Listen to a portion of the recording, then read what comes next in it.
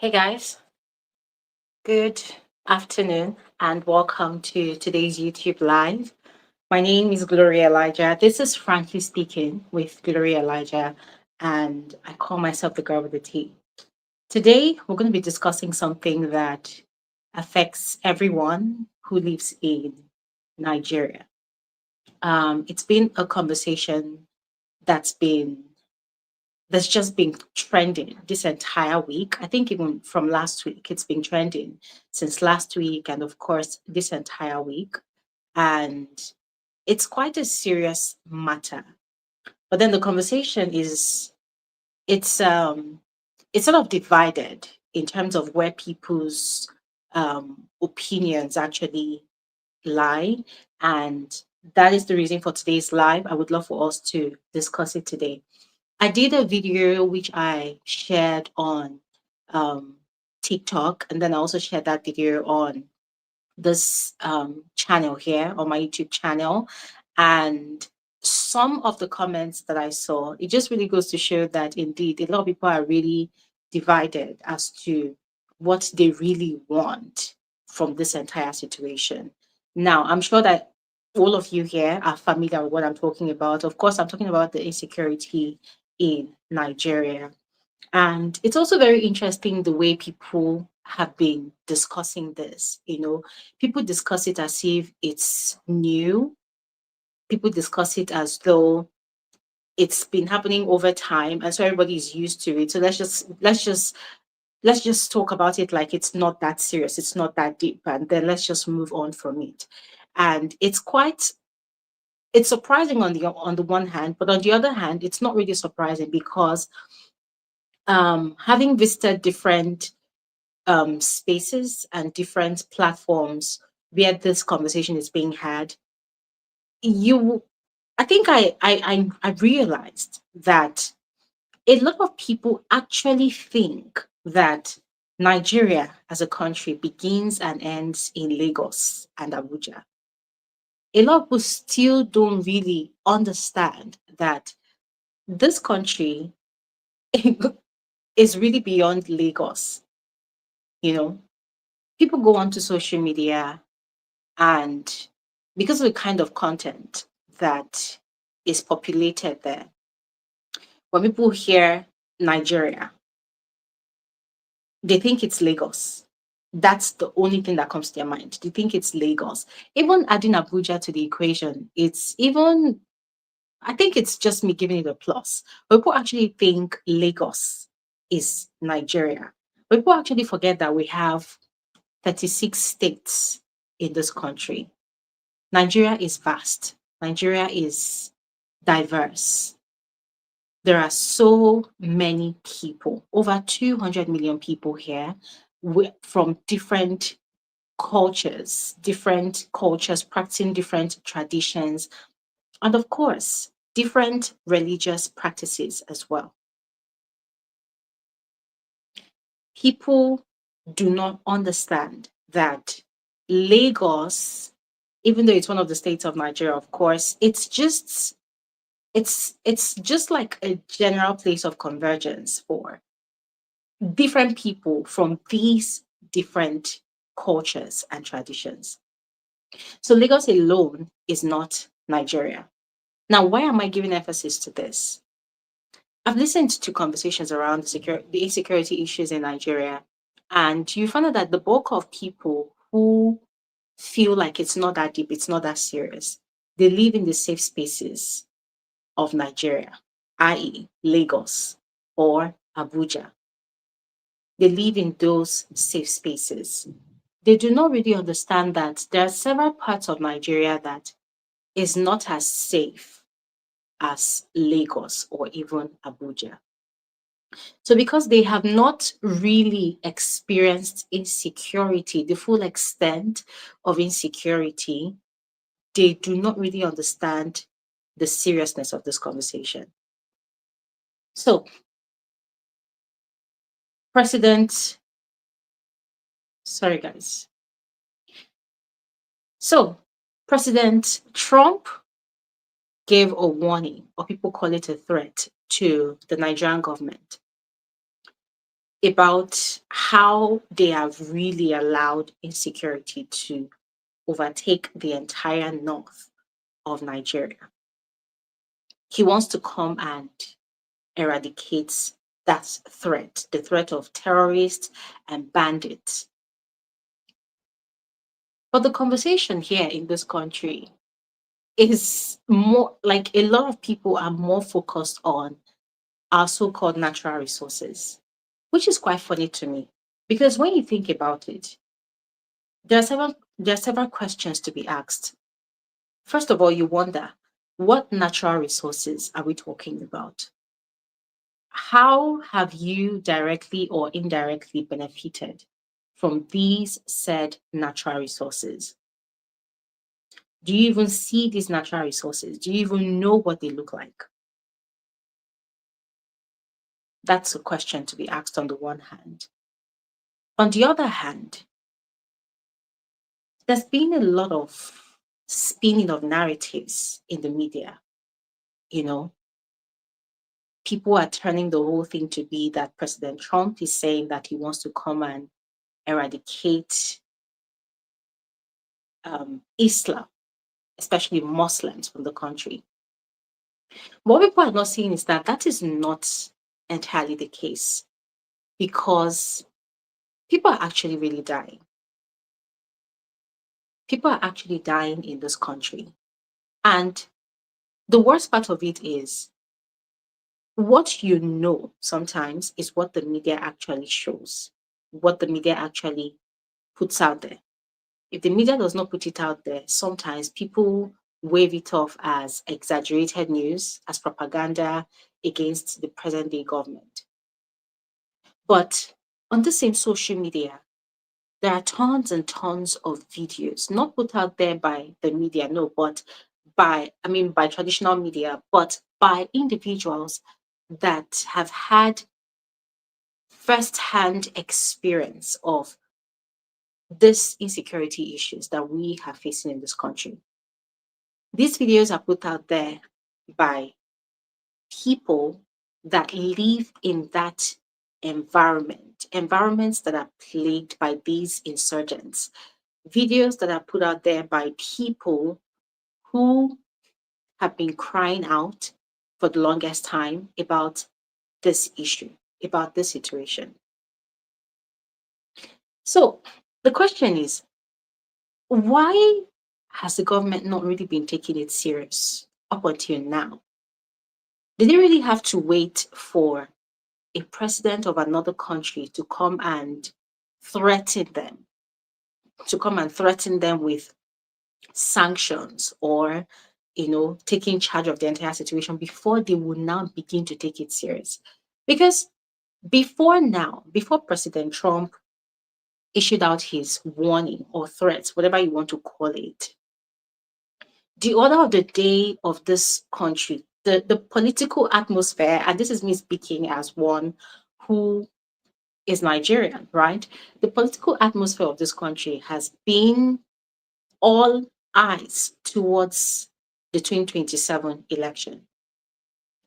There are a lot of things happening in this country, but guess what? The government of the day, they're not really paying attention.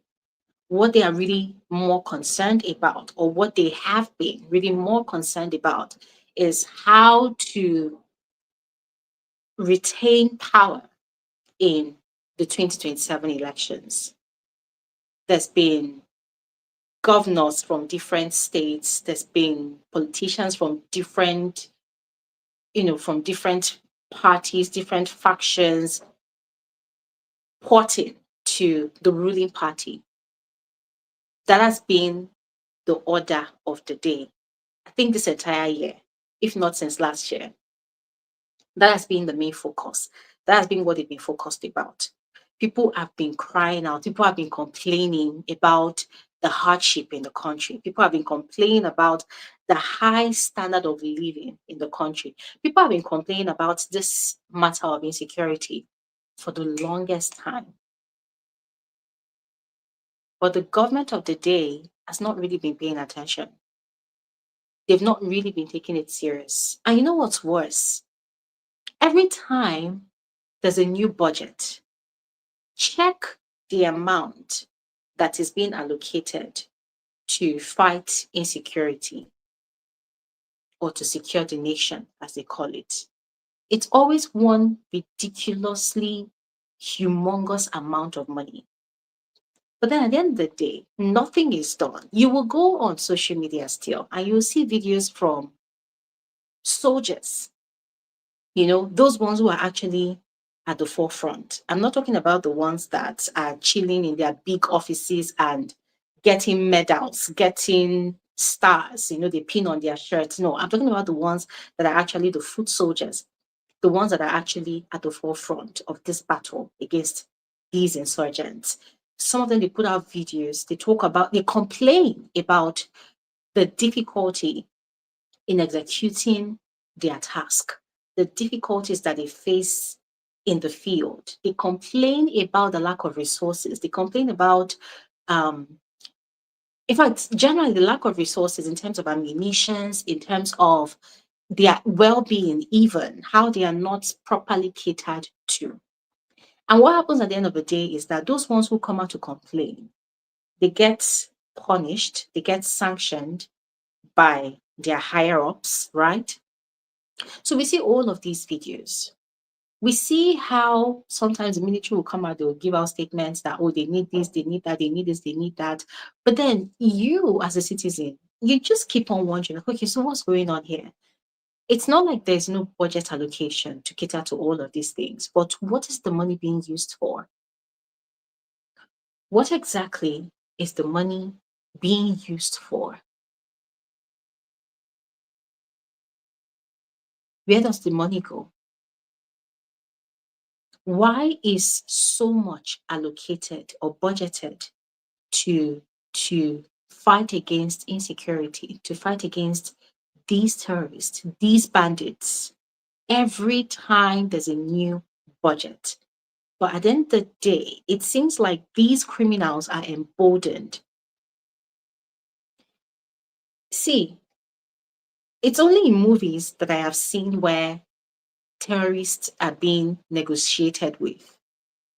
In real life, I've never heard of it, but it's only in this country, in Nigeria, that I have heard of even government officials talking about negotiating with bandits, with terrorists to meet their demands, to broker peace with bandits, with terrorists, so that there'll be peace in the land. And I'm sorry, I don't know what's going to happen after this live, but it has to be said. There is this man, Sheikh Gumi. Every time I see an interview of him on television, every time I see a video of him talking, I am so pissed. Because the one thing I always ask is, how is it that this man is still working freely? This man is the biggest advocate for these bandits, for these terrorists.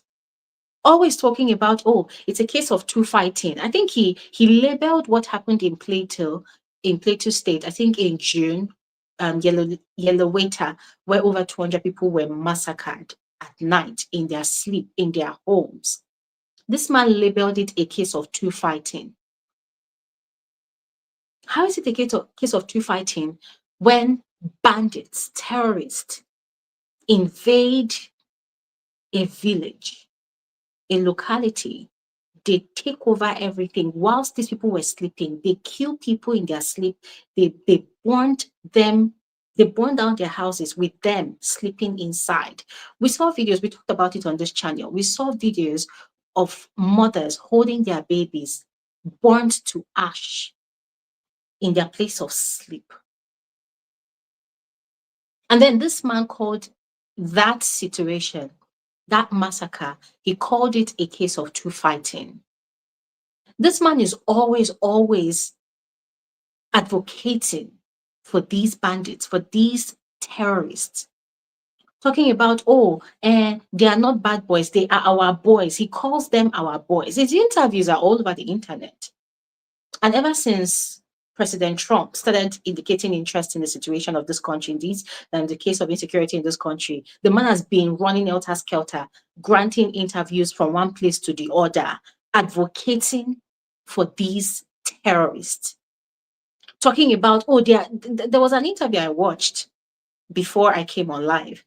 He was talking about, the bandits, they are ready for peace talks. So anybody that is ready and available to come and talk to them, to come and negotiate, the person should make it quick. And I'm thinking, what kind of country, what kind of country are we living in? What kind of country is this?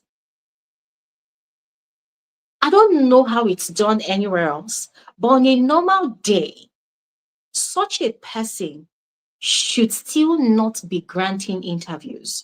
Such a person should still not be walking freely. As far as I'm concerned, I see that man as either one of the spearheaders or one of the controllers of this banditry that's been plaguing the north of Nigeria. I don't care what anybody says, but that is how I see it. The audacity with which he uses to defend these criminals. And a lot of people, I don't think a lot of people actually really understand the crimes we're talking about. These terrorists, these bandits, these kidnappers, what do? They kidnap people. They rape women, rape men as well. They kill people. They burn down their houses. Sometimes they take over their farms, take over their properties, take over everything that they have, render people homeless, render children orphans, render women widows, and vice versa for the men as well. They steal from people, regular Nigerians. They steal from them. They displace them. A lot of people for years now, they're just displaced persons living where? Living in IDP camps. And the truth about IDP camps is it's not like your regular home. There's nothing comfortable about living in an IDP camp. But these bandits, these terrorists, when they kidnap, they demand ransoms. We're talking about ransoms that run into hundreds and hundreds of millions of naira. 600 million, 20 million. They demand for the most outrageous amounts for ransoms. And guess what? Some representatives of government, they go ahead to talk about, let's negotiate. What is more important is the life of the victim. Okay, fine, which is true. The life of the victim is more important, but why is such a thing being condoned in this country? Why? Why is it being condoned? Why are terrorists negotiated with? Why is there any form of negotiation at all? Why are terrorists given a second chance? Why? Why are these bandits allowed to roam freely? And there's nothing anybody will tell me, but I will never believe that our government does not know the exact location or locations of these bandits, these criminals. I do not believe that. Why? Because they use phones. They use regular technology that regular citizens use. They communicate with one another. They communicate with whoever gives them the orders from above. They wield very advanced weapons. How do they get those weapons? In fact, all of these questions I'm asking, these are questions that people have asked over and over and over again. If a regular Nigerian commits an offense, you will see the way. I mean, if the military, if the police, if the DSS, if the EFCC, if they set their mind to it, you will see how they will quickly spring to action to bring that person to book. They will go to any length to trace that person, capture that person, and bring that person to book.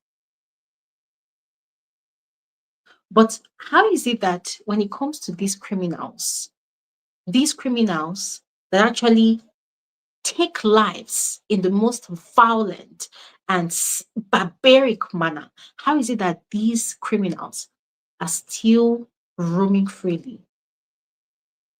And one thing that really drives me crazy about this country is every time something comes out to the open, the ones that they could not really hide, anytime it comes out to the open, what they talk about is we are investigating. Investigations are being carried out. In this country, you will hear about 1,000 investigations being carried out, but you will never see the result.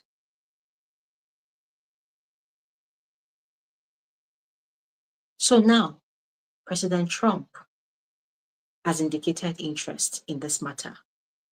He said he wants to come and eradicate these criminals. Now, some people are of the mind that no, um, America's oil production is undergoing some serious crisis. So they are only interested in the natural resources that Nigeria has. So they have an ulterior motive. They want to come and take what we have. But there are people, on the other hand, that are relieved and are saying that, okay, fine, finally, someone that has balls is about to come and do something about it. Oh, and there's also the conversation of the Christian genocide. President Trump calls it a Christian genocide. Personally, I do not agree entirely that it is a Christian genocide because as a Nigerian, I know better. I know better to know and admit that it is not only Christians that are being massacred in this country. But I would also be lying to myself if I claim that Christians are not being massacred in this country in outrageous numbers, because they are being massacred in outrageous numbers. But that will not make me call it a Christian genocide, because it will now make it look like it is only Christians that are being massacred in this country. It is not only Christians that are being massacred in this country, but Christians are being massacred in high numbers in the north. And not just in the north. Was it 2 years ago or thereabout that these headsmen started infiltrating different villages in the west. Was it in the west or in the east? Yeah.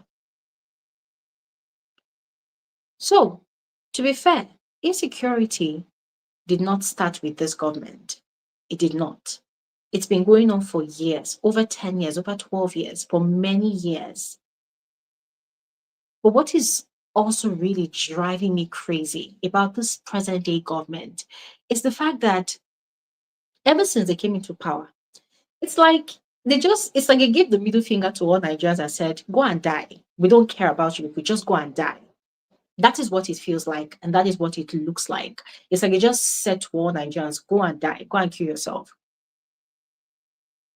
And it's very obvious for all to see that what they have been really concerned about the most, like what they are really showing. Now, they probably might be doing whatever they are doing behind the scenes, whatever kind of work they're doing, whatever, I don't know, because I'm not seeing the impact. I'm not feeling the impact. But what has been very, very glaring for all to see is the campaigns towards the 2027 elections. Now, all of a sudden, President Donald Trump, all the way from America, is pouring serious pressure on their head, on their asses. And suddenly, oh, they're running out as skelter. Yes, they want to show that they're working. They want to show that they're actually taking this whole thing serious. They're taking everything serious. So my thing is, why why does the government of Nigeria, why do they always have to wait for the international community to begin to poke nose in our business before they now decide to take issues like insecurity serious? Why? Why do they always have to wait? And you know what's really pissing me off? Yeah. Let's look at it. Let's look at this from this angle. And this is something that happens on a regular. If it happens that this conversation continues for the next 1 week, 2 weeks, yeah, it's going to look like the government is working because they are going to be putting out a lot of statements. Supporters and sycophants of the government, they're going to be granting interviews here and there, which they're already doing. They're going to be granting interviews here and there. They're going to be talking, and oh, we are doing this, we are doing that. You're going to be seeing pictures. Oh, we caught some bandits the other day, we arrested some bandits. They're going to be showing pictures, doing a lot of propaganda, populate the internet, populate the media to show that, oh, they're actually working. Guess what? Once the noise dies down, everything will go back to normal. Normal, what is normalcy? That's I don't care attitude of whatever the citizens are dealing with. Once the just watch. This is a norm. This is what happens every time in this country. Once the noise dies down, everything will go back to how it used to be. Everything is going. Everybody is going to. When I say everybody, the government, they're going to go back to whatever they were doing before. Whatever they were doing, which honestly, I don't even know what they've been doing because things are just very bad and terrible in this country for the citizens, not for the ruling class, so, but for the citizens, the regular citizens. Things are just really bad and terrible. So, the question I have for all of you here is what is your stance in this whole matter? What is your stance? I'm not asking if you believe that there's a Christian genocide or not, but really about the issue of insecurity in Nigeria. And if you are Nigerian and you're joining this live, I would love to know where you are based in Nigeria. You don't have to give me your home address. I don't want your home address, but which part of Nigeria are you based? Are you dealing with insecurity in that environment or not? And what is it like living in Nigeria as a Nigerian for you? What are your thoughts? What do you think about how the government is handling this particular situation of President Trump wanting to come to Nigeria to deal with the insurgency in the country? I'm going to go ahead and drop the link to this conversation in the comment section. So please go ahead, click on it, and let's talk. All right. Go ahead, click on the link in the comment section, and let's discuss. I'm gonna go ahead also to check out your comment. This one is from Doris. Doris says Trump only exposes the obvious reality that our rulers in the name of politicians don't give a damn about. And that's true. The only thing in their head is how to stay longer in power. I absolutely agree with you. And that is true. I don't know. There's also something I did not even mention. You see, in this whole matter, I don't know how many of you have been following up with the different conversations around the perpetrators, the actual spearheaders of this whole situation existing in the current day government. Yeah. Okay. Obima, okay. Oh, okay. Guys, if you want to have this conversation with me, click on the link in the comment section and let's discuss. Okay, yeah.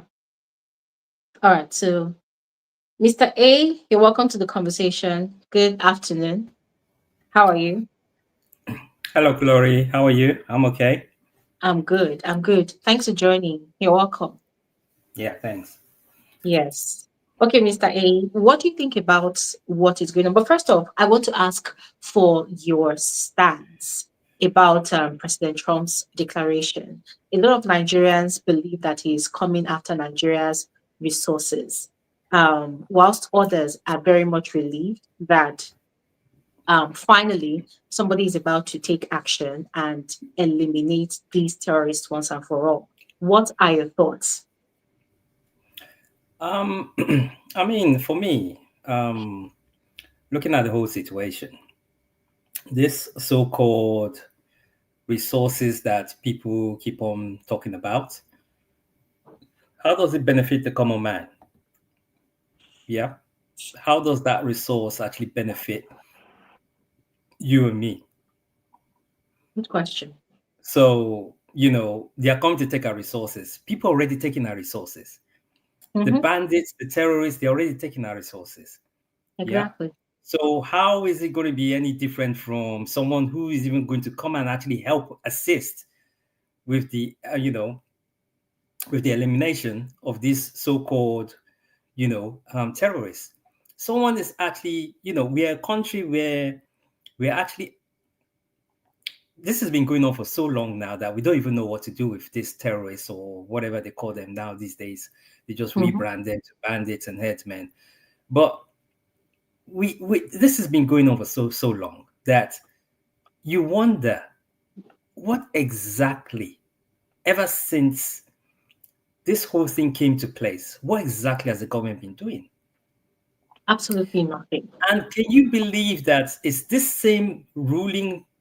party, this same ruling party in 2014 went to America to report the then president of Nigeria to tell the president of USA that they are killing Christians.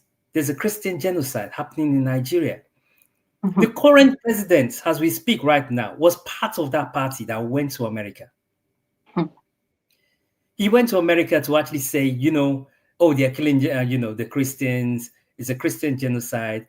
You know, so he went to go and report Nigeria to America. Mm. And it's this same current president now that is keeping silent. What is he hiding? What exactly is he hiding? I just don't even actually understand what exactly has this president actually done about security, safeguarding the common lives of, people. People can Mm-hmm. keep on and on and on about, oh, they're coming to take our resources, but not until when it actually touches you, you realize Exactly. that this thing is actually deeper than someone coming to take your resources.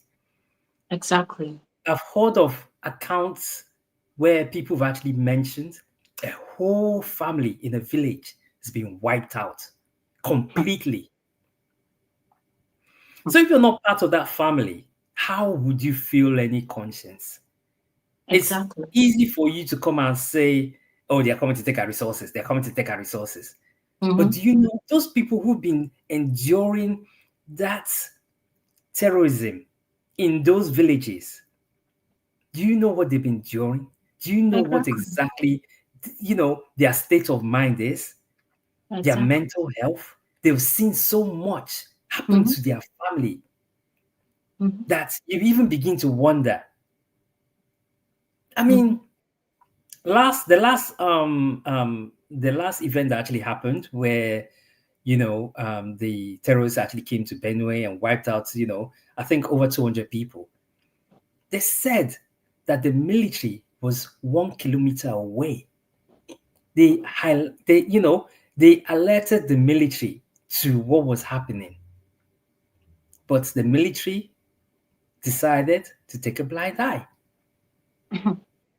It just goes to show you that this government, they are part and parcel of what's actually going on. There's something in it for them. Because it doesn't make sense. It doesn't And make I believe sense. it's still, I believe it's like even the highest level of government, they're actually involved in this. The highest level. And I'm just praying that in a way that America can actually do something. I think it's gone beyond this whole they're taking our natural resources. I think it's just gone way, way, way, way, way, way beyond that. Mm-hmm. There's so I many people agree. that are dying. There's so I many agree with people. you. I agree with you, Mr. A, because I thought about this whole situation this entire week, and I thought about it with fear because when I watch certain interviews, people going on the streets, interviewing people on the streets, mostly people living in areas where they are not directly affected by these insurgents. You see how calmly they say, Trump wants to come and take our resources. We don't want him to come. We don't want him to come. And then you see videos of people who have just experienced an attack. And you see them crying and wailing on those videos, and they are begging that they need help. They are tired. They have nowhere to go to. They have nowhere to run to. Some of them on those videos, they are crying about, oh, I just lost my father. I just lost my children. I just lost my this. I just lost my that. Then you put those two videos side by side, and you look at one, the people that are directly getting affected, they are there crying for any form of help. And I love something that I heard on the news this week. Somebody was talking about, and the person said, when you are in distress, you do not, you don't even, your brain does not calculate or select who should come and help you. Because at that point in time, what you just want is help. You just want help. You just want somebody to help you out of that situation. So, just as you just rightly said now, the people that have experienced this terror over and over and over and over again, they are actually begging for this help. But our leaders, our government, they've not really been doing anything. Because when they say, oh, they arrested this person, they arrested that person, why haven't we been seeing prosecutions? Instead, what we are seeing is rehabilitation of bandits, rehabilitation of terrorists, giving terrorists a second chance. First of all, let me ask you. This is a follow up question. What are your thoughts about this stupid scheme? Because I think it's a stupid scheme. This stupid scheme of rehabilitating terrorists, people that have actually taken other people's lives, destroyed properties as well, displaced people, giving them a second chance. What do you think about that? Well, if you look at it at the moment, if you look at it, you at the point in time when they were actually doing it, you probably say, okay, you know what? Let's see. Let's see what happens. Whether it's probably even going to work. Yeah. Mm-hmm. But looking at it till date, nothing. That thing is a cover up. There's no intended, for these people to be rehabilitated. You know, I think it's also a part of the terrorists being part of the military personnel and them getting high intelligence of Mm-hmm. when they are going to be attacked. That's all it Exactly. is. That's all it is. It's Because insane. even them even saying, oh, Nigeria should partner with America so that America will give them the intelligence, and then we'll send our foot soldiers. That is all crap. That is all crap because the minute they give the Nigerian folks the intelligence, they will just go and alert the terrorists. Yeah, and they'll probably go and but this is how wicked these people are. They'll go and probably put family members, say, oh, go into this bush area, go and fetch water or something, basically do a swap with the Mm-hmm. terrorists with innocent people. And then those people will probably go there and actually kill those innocent people. And then they will call them bandits. Yeah. That's how wicked our government is. And you see, yeah, it's the fact that people are actually being killed in real time, right? And it's like, I don't know, it feels like the government does not really value the lives of Nigerians. And it also makes me question which set of people does the government deem as actual Nigerians? Is it that the people that live in all those rural areas, in the bushes, is it that those ones are not classified as Nigerians that are worthy of life, that are worthy of living? Because it doesn't make sense to me. And also, there's this theory. I don't know if it's a conspiracy theory. I don't know if it's true. I don't know if it's false. But this is a theory that has been running for years, that this this insurgency, these groups, different all these different groups that we have terrorizing the north, especially of Nigeria, that it is actually the US that created them. So what are they trying to prove by claiming they want to come and eradicate this insurgents in Nigeria? That, oh, it's like a case of them creating something and then playing hero, wanting to come and eradicate them. So I don't know how true that is, but I am here as a regular citizen of Nigeria and I'm asking questions like, okay, fine. If there are people in government that believe that it is America that created these terrorists, these different groups that are terrorizing this country, why have they been silent about it? Why are they not really doing anything about it? Because every time you hear that, oh, there's this politician that is currently in Aso Rock, there's this politician that is currently a part of the ruling party. In fact, many of them that are leaders of these terrorist organizations, why are they not arrested? Why are they still working freely? Why are they still occupying the big positions that they are occupying? These are questions I just keep asking, Mr. A. Because it's all down to do with power, you know. And what's happening? It's like in the next couple of years, we're going to have another election. So these people are actually needed to disrupt the free and fair election, which is supposed to actually happen. These people in power are not thinking of the single, the common masses. Sorry to say, Mhm. they are not thinking of the common masses. I think so too. It's all about who they know and who they can actually, the elites that they can actually help. The common Mhm. masses comes nothing into their playbook. As Mhm. far as they're concerned, if they lose a million, of the, normal Nigerians, it doesn't really bother them. It doesn't. It Like doesn't maybe bother they them feel at like we're all. too populated. They feel like Yeah, over 200 million people is too much. So they probably want to cut down the size. Like, oh man.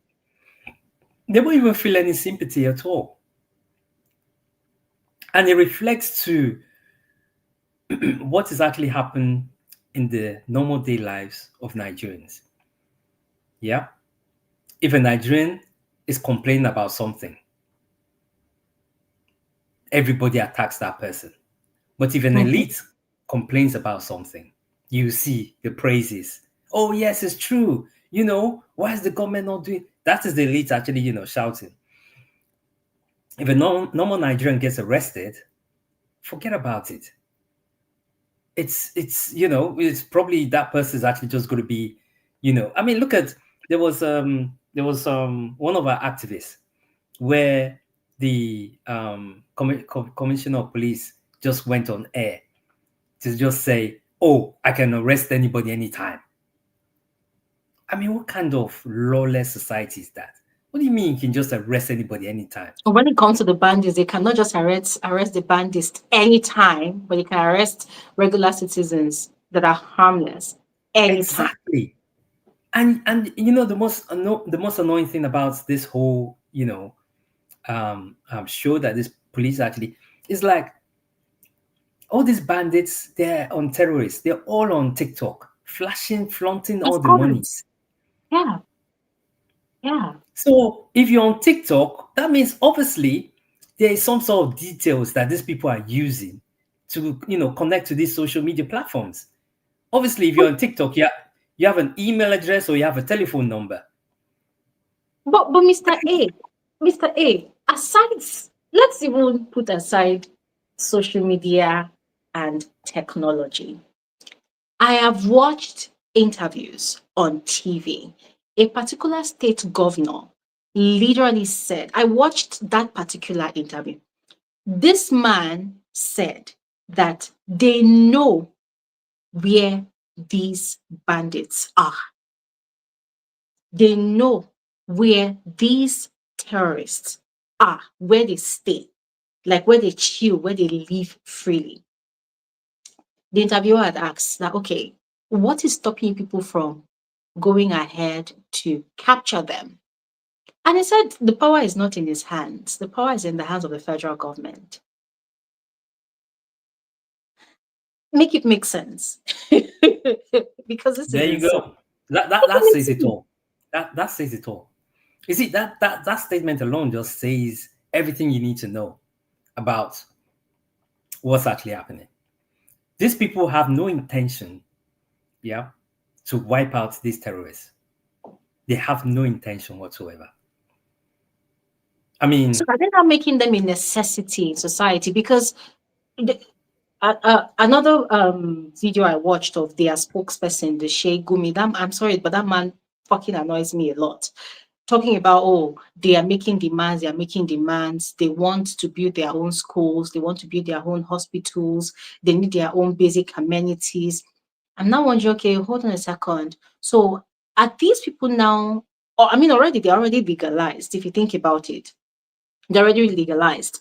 The fact that they are being negotiated with, and some communities, out of hopelessness and frustration, are already having peace talks with them, whilst the government just sits and watches without doing anything. It's not like they are legal, right? So what is next? It's like now they want to create their own city or their own system within Nigeria. How does that even make sense? Glory, that's why the federal government refused to label these people as terrorists, because terrorists is classified worldwide as people who takes other people's life without, whatever cause. So they give them And a that's why, fancy name, yeah, bandits. bandits. That's why they call them bandits, and it's not recognized worldwide. What the fuck? Yeah, and that's and see, someone is like, and this is the situation. A country is coming to say, okay, we want to help you to eliminate these terrorists that are hiding and killing these people. Yeah.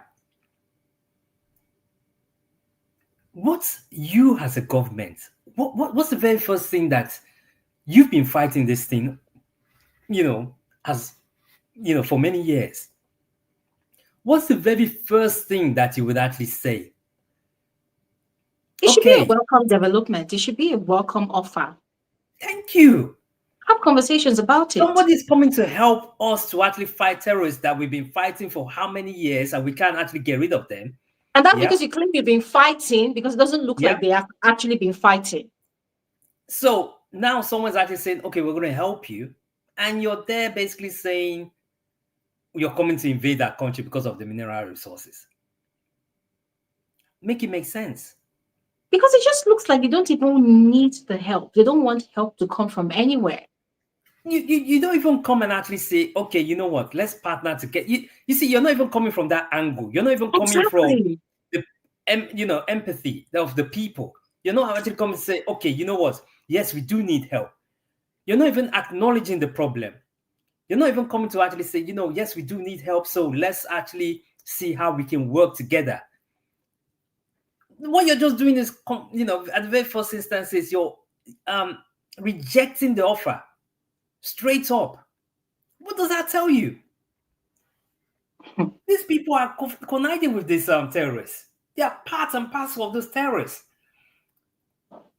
How can you come bring some guy, the guy who you're talking about, come to say, oh, the terrorists are willing to negotiate. We are happy to. I can't actually see how that guy is even still, no, it's not actually not in jail at the moment. I can't. Should I they mean, even be? Nah, it's insane. It's insane. Okay, we have Ovi Man. Ovi Man just joined the conversation. okay. Ovi Man, you're welcome. We would love to hear your contribution to this conversation. Ovi Man, Hello, Glory. Can you hear you're me? welcome. Yes, I can hear you. You're welcome. How are you? Oh, Fine, thank you so much. I'm using a different audio. I hope my voice is clear. Yeah, it's crystal clear. Crystal All right. clear. You're welcome. Yeah, thank you so much. Well, Yeah. first of all, I really appreciate the fact that that you're bringing these topics on, and Thank you. yeah, really, we really do appreciate it. And please don't relent. To Thank you. continue because by the time you continue this, the time BB whatever will be starting, those people are the ones that will be looking for you because this political niche, I think it gains a lot of traction worldwide, and that is what is really pressing everybody everywhere now. Yes, absolutely. Yeah, yeah. So first of all, the man who spoke, Mr. A, he Yes. has he has said a lot of things that we can all agree on, and and now the thing is, you see this terrorism that these people are talking about. It Mm. is all political, and that is why they are trying to use politics. And Trump is not ready for their politics because Mm-hmm. they've given them a lot of grace. And Mm-hmm. now they want to use propaganda. The propaganda. How can you use propaganda on the people that invented propaganda? Mm-hmm. These are the people, they know what is going on. They have told you that they have the list of the people sponsoring terrorism, and you're still talking about that you want to do diplomatic what? The same people talking about Trump just wants to invade Nigeria. Do you know that in August this year, that United States government sold weapons to fight this insecurity? What, like, weapons of about 346 million dollars.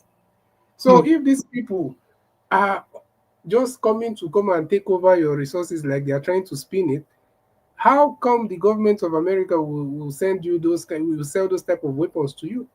So, Mm-hmm. but they did all of that just to see if truly these people are willing to fight terrorism. Mm-hmm. Because Trump has they've been monitoring them for a long time. Mm-hmm. Lobbyists, Nigerians abroad, everybody have been taking this case to the United States House of Congress. Everywhere they've been lobbying this thing for many years. Americans did not just wake up and decide to do this. They've been giving the government a lot of chance and time to see if they can make things right. But Mm-hmm. nothing is happening, and people are dying. Mm-hmm. And they've come to realize that the government is not honest to the media. So once they discover that the media is complicit, then they understood that okay, they have to go in because nothing is real in that place. Mm-hmm. Like look at what the mainstream media they are all doing. It's as if they gathered all of them one place and told them what to say. Like Mm-hmm. make sure that you say they want to come that you cannot trust the West. You cannot do all the Mm-hmm. people are talking about oil. Do you know there's no country that has more oil reserve than America in the whole world. Mm-hmm. Now they know that the oil narrative is too foolish. So now they are talking about some is it rare earth minerals in the Mm-hmm. Nigeria. So and the funniest part is that America don't need to invade anywhere to get all those things. The politicians are very much willing to sell those things. Mm-hmm. In fact, and the worst part is that the people that are even talking about our resources, they will not even get even the crumbs of those things once they are sold by the. So, They won't get the crumbs. So what is it helping you? You're talking about oil. Do you know that Dangote, as of now, the same Dangote that one pastor, there are so many fake pastors though. One of these fake came up and said that maybe it's because I think his name is Wale or something like that. He said that it's because of Dangote refinery. Or he's just saying all manner of things that are that's incorrect. been so many things. And I'm asking the same Dangote that is telling them that the Nigerian oil is not able to sustain his refinery. Is he actually importing crude from the United States? Hmm. Many of our people don't understand that the United States have oil that they cannot even finish. Hmm. So, so it's too funny. It's too funny. And all these journalists, we understand that when you're working in the mainstream media, you can't really say everything in your mind. Uh, Yes. on air, because you Yeah. have to go through the, is it the editors, the directors, all of that. Mm. So, but still, it's better now you keep your mouth quiet, or you keep your mouth shut, than for you to just spill, fake things out Yeah. there. I was listening to this Arise, and I saw one of the lady, I think she's a Zimbabwe lady, Yeah, uh, Zimbai. and she's as if the most eager person, because even if you know that, so I'm starting to wonder, what's your own, is it like you got something extra? Because this lady was talking, and in one reading she mentioned bomb almost 10 times. That Like bomb I doesn't don't know. exist. And you see, I listen to Mm. Arise every morning, literally, Yeah, and she's so vehemently against the whole idea of Trump yeah, coming. And I'm thinking she keeps on using Yugoslavia as an example. Yugoslavia. Yugoslavia, yeah, her dog died, and I'm thinking, do you really understand what's happening in this country? Like, do Yeah, you really understand? Oh she, God. it's as if she's oblivious to what is really on ground, or maybe it's fear, because maybe she feels like she's not in her country, so she has to. Even if you're afraid, people that are afraid, they keep quiet. They don't True. put out misinformation. So she's just saying a lot.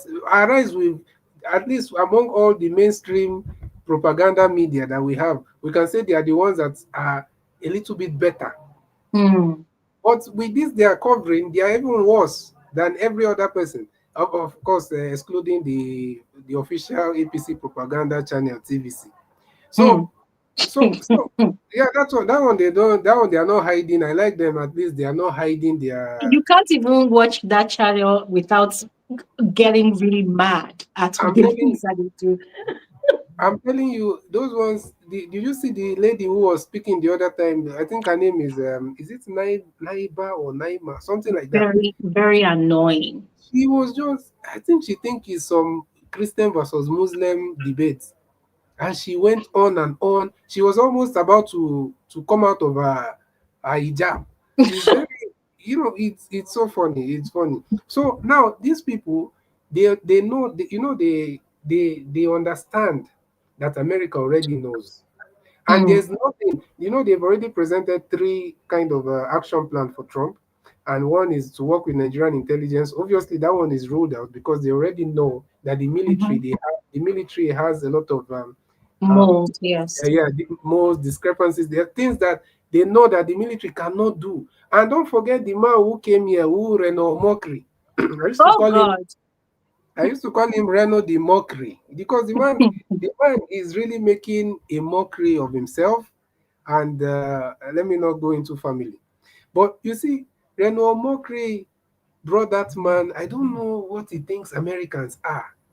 So he brought the man thinking that they'll do the same politics, backdoor politics, and Mm. you say this, then we'll give you this, or we'll do the. So the man now turned the whole thing. He was so shocked. Even when they were doing the press conference, he didn't know if he should run away, or if he should cry, or if he Mm. should. He was just there looking, because the man said opposite of everything he expected the man to say. And Mm-hmm. when the man said he couldn't believe his eyes when he went to those IDPs, that is, Mm. and he said they are all Christians. Mm. And these people, this is what they've been doing systematically from the beginning, which is go to the Christian areas, make sure you displace them, so that when they run away because of terrorism, then these people, these terrorists, most of them are Fulani terrorists. We know that 99% are Fulani terrorists. Why are we saying 99? Or 99, maybe the other one may be 1% might be Kanuri, which is almost the same thing. So these people, that is the idea. Make sure that these people run away from their communities, and Mm-hmm. before they come, you've already established it as yours. And they are Mm-hmm. renaming everywhere. Anywhere Mm-hmm. people run away from, they rename that place. Mm. And this is what they've been doing over the years. And the funniest part is that you cannot touch them. And It's the like they person have that, some sort of protection from higher authority or something. yeah, exactly. And the person that instituted that is this late satanic, demonic, evil man, Buhari. Because I heard that in his bed when he was dying, I read it somewhere that he was saying that he prayed the Muslim prayer for Allah to have mercy on his soul and all that. I just say, if Allah, well, let me not talk about God, but I don't think not everybody deserve that mercy. Hmm. Some people need to just go to hell direct, to be honest, especially when you know that the blood of innocent people that have died, that are still dying. Now, Nigerians have this problem, which is when something have not reached, is because the most populous places we have in Nigeria is Lagos and Abuja and maybe Port Harcourt or something. Mm. So when things have not reached this place, we think it's a joke sometimes. Exactly. It's like it's not serious yet. How many people are in Lagos, for example? It's the most populous city in Africa, right? It has 22 million people. Nigeria's population is 230 million. Where do you think the remaining 210 million people are living? Hmm. So just look at it in that way. So it means that because of Lagos, they focused, because of this their marginalization they did against against the other parts of the country. It's more like Lagos. They concentrated a lot of things on Lagos. So even Hmm. people that are not supposed to. So Lagos will continue being crowded until they remove that marginalization and spread things across. Hmm. Take seaports to somewhere like Delta, to Calabar, all those places. Then make sure that everywhere have functioning facilities. Then you decongest Lagos. But because Mhm. of this, these terrorists, they've also been a bit careful to not enter these places so that they will not get that exposure. So you see, when they started entering Abuja, their sponsors told them, okay, we have to stop now because Abuja is the capital. So you've not Hmm. been hearing. It's not like they did any special security arrangement in Abuja. It's Mhm. just their sponsors that told them, let's stay away from Abuja. Maybe what you can do there is kidnap and Hmm. ask for ransom, because that's what Mhm. has been going on there. But Hmm. in terms of carrying out those bombings, church attacks, community attacks, they've reduced, or they've almost pulled out from Abuja. So they are focusing on places that they think will not get as much coverage or exposure. And Yes. that is what they've been doing. These are the ones we are just hearing. Just imagine what the Christians have been going through, especially in the north and the middle belt. Southern Kaduna, people don't understand that Nasarawa is the population of Christians there is more than the population of Muslims. Hmm. People don't understand that Southern Borno, this Borno, where Boko Haram is their territory, Southern Hmm. Borno is mostly Christians. Southern Kaduna, Christian. Even in that Sokoto where they did that their demonic thing that they did to Deborah, there are still some Christians there. Don't forget Bishop Coker Mhm. is in Sokoto. Hmm. So this thing, Christians are all over the north. Christians are all over the north. Mhm. But they've been trying and they know. But they need, if they are doing politics, they think they are in a contest. It's like, with that jihad mentality. So Yeah. they think that, okay, we have to put this propaganda that Muslims are the 90% or 95% of the north is Muslim. And a lot of Nigerians have believed this for a long time, that Mhm. the north is just Muslim. In fact, if you're a Christian and you're in the north, some Nigerians out of ignorance will ask you, what are you doing there as a Christian? Meanwhile, there are people that are indigenous, like I just said, Southern Kaduna, Plateau. Of course, we know majority Christians. Then go to Benue, almost 90 something percent Christian, where these things have been happening. And somebody will come and try to be politically correct. It's not even politically correct now. It is propaganda because they know the truth. Mhm. So it's not like they don't know the truth. Someone will say, oh, Mhm. Muslims are also dying, Christians are dying. And we are not telling you that there are no Muslim that is dying, because obviously, if those people come across any Muslim that stand against what they want to do, they will treat the Muslim the same way, right? Mhm. But the target is not those people. The target is not those people. The target is to make sure that they evict or every Christian community in the north and middle belt. Middle belt is very important to them because they feel like north is easier for them. So they are going for the hard place, middle belt, which is Benue, Plateau, all Not those too. sides. Now they've even gone to Kwara, and they say the most of the people go and check the people that are being attacked in Kwara is the Christians. Mm-hmm. So what When are they go people? to the churches, yeah. Yeah, the bishop, the Catholic father that was on alive the other time is a Christian. So what are people talking about? And this some of this your some APC, or we call them Agbado, some of the Mm-hmm. Agbado people that are online, that are some of them might even come from Kwara. But they don't care about the life of their people. They only care about this their politics that they are playing. And of course, some of them are paid to do these things. These So things that I they are have a saying. question, Mr. Ovi. I have a question. David just joined the chat. David, you're welcome. Mr. A, this Hi. question is for all of you as well. Okay. But since David just joined, I would like David to go first, right? So this is one problem that I have with the US every time they act like they want to assist, right?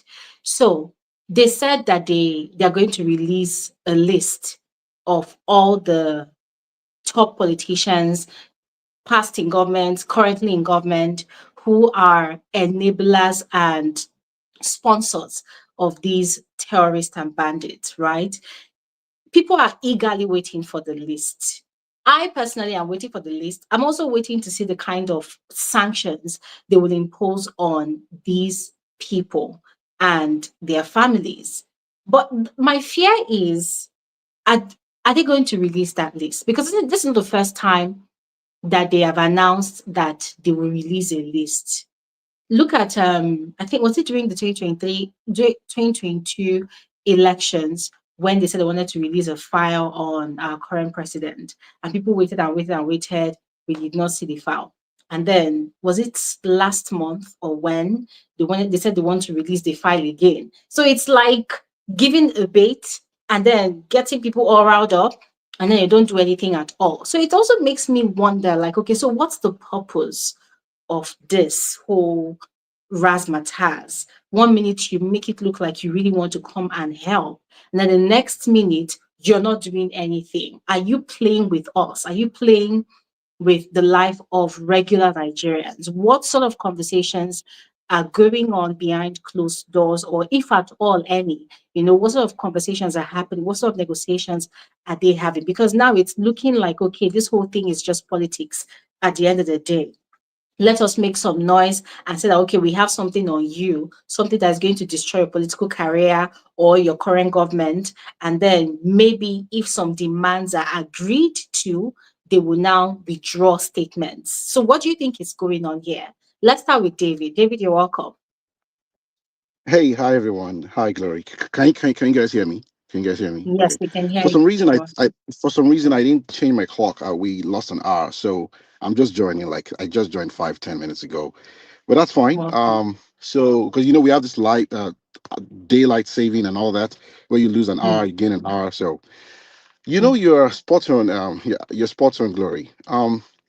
It's very the broader you accept, the broader you approach a problem, right? And you go to the mm, foundation of the issue, the more likely you get a. So if you do a root cause analysis, you're more likely to get the information you really want. And mm, you are right that um, it's more complex than what people think it is, and mhm, it's also more political than what you think it is. It doesn't. If you look at it from the mindset of you live in Benue State, right, or you live mhm, in Plateau State, or you even live anywhere in Nigeria, and you have a family member that died, you will want, for example, Trump to just come and send the military, U.S. military, to come and help you. That's how you will see it, right? mm, But if you take a step back, and that's what you're asking in a way, Glory, right? In a mm, different way. If you take a step back, there are lots of loopholes in the entire process that makes you, if you're really smart, you're going to pause. So let me start this way, right? mm, The current leadership in America is transactional, So what I mean is there are two kinds of leadership. There is transformational leadership and there's transactional leadership. Mm. Transactional mean that, I mean, and you can understand that, which is if you have a real estate businessman who is the president of a country who made his life, his name in real estate, like it's clear that he knows he's a transactional guy, right? If you give Mhm. me this, then I will do that, right? So you have to think about it. Why is it that it's now? That's the number one question, right? Because if you go through the history of, if you put three terminologies together, right? If you put Boko Haram, one, if you put Fulani headsmen, two, if you put unknown gunmen, three, they are not exactly the same, but there's some relationship in that they frustrate people, they kill people, and they maim people and all do all that. Now, Boko Haram started in 2009, right? And Mhm. in 2010, there was a fight. And Boko Haram, by the way, Boko means book. Haram means hatred for Western education, right? Now, Mhm. when you say Boko Haram, they are like, they do not want anything Western in Nigeria. That is their Mhm. goal, right? And they were Yes. attacking the government. Meanwhile, before I even say that, Section 10, the Nigerian Constitution, 1999 Constitution, which to me is a very watered down constitution because that constitution is not the constitution of the people of that country. It's a constitution that the military handed down to the people forcefully, right? That Mm. constitution, section 10 of that constitution says Nigeria is a secular nation. Secular, right? So if Mhm. you go to Google now and say what are the secular countries, Nigeria is going to pop up. Well, and the word secular means that you can practice any religion you want, and Mhm. you can decide not to practice. It's the same thing in the here in the United States, right? You can choose to Mm. worship or any way you want, or you can choose not to worship, right? There is no state-sponsored religion. Unfortunately, that same Nigerian constitution, there's another place in the constitution that allows court of appeal to be Sharia. If your state wants to use Sharia as a court of appeal, even though this the same constitution says you can practice any religion and there should be no religion that's forced on you, it Mhm. allows a kind of court that is Sharia courts. And then we know, and it was when those states in the north introduced those Sharia, right? In when Obasanjo was president of the country, that was the beginning of the problem. I'm just tracing Mm. it to everyone so that you get a history of. And I'm still How going I'm still going to answer your question. I'm going to your question, Glory, right? But there's a need Mm. for historical context here, right? Because if you look back to the 1980s, 1970s, it's true that there've been killings even since Nigeria was made a country, right? But this thing escalated when from the return from the military to the civilian rule in 1999, right? And it took a head at the end of Obasanjo's second term, right? And Mm. when those states did, when the state decided in Sharia law, right, in those states. Now, at the end of the day, they killed the guy, Yusuf, the guy that was the head of Boko Haram in 2009. Shekau took over in 2010. Shekau pled allegiance to Al Qaeda, and Al Qaeda is is a known Mhm. international. So they were going global. You know when they say I want to go global, right?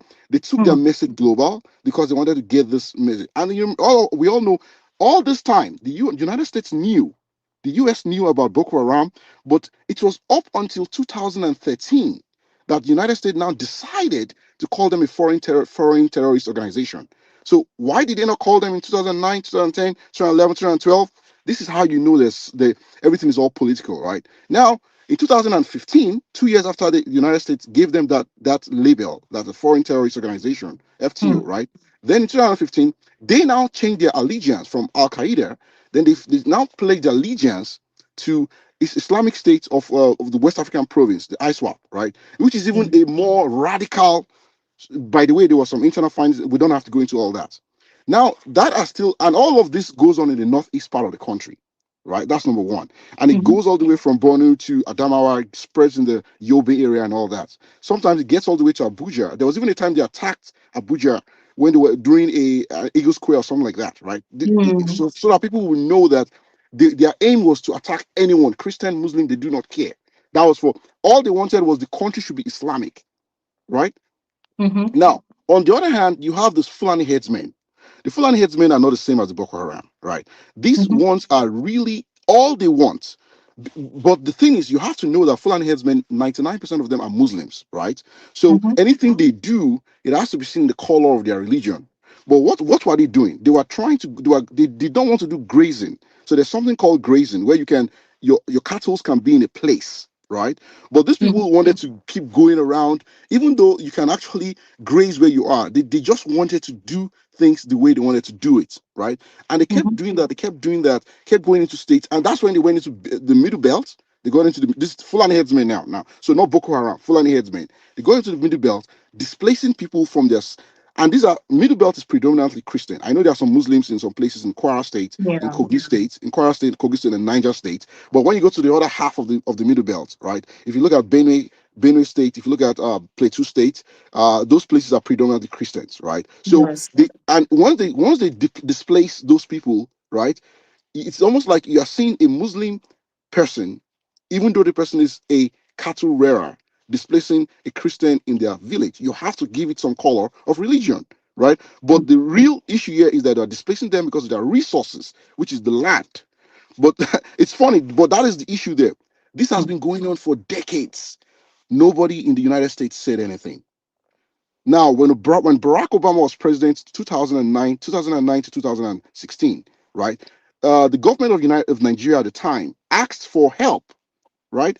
They said we want to fight these people, but the help they were asking for was not for the Fulani headsmen; it was for the Boko Haram. And I'm making that distinction so that when you're analyzing, you know exactly what's going on here, right? And Mm-hmm. the help they were asking for then was they needed air force, they needed air power to help win the war. Yes, right. But at the end of the day, it still did not pan out well.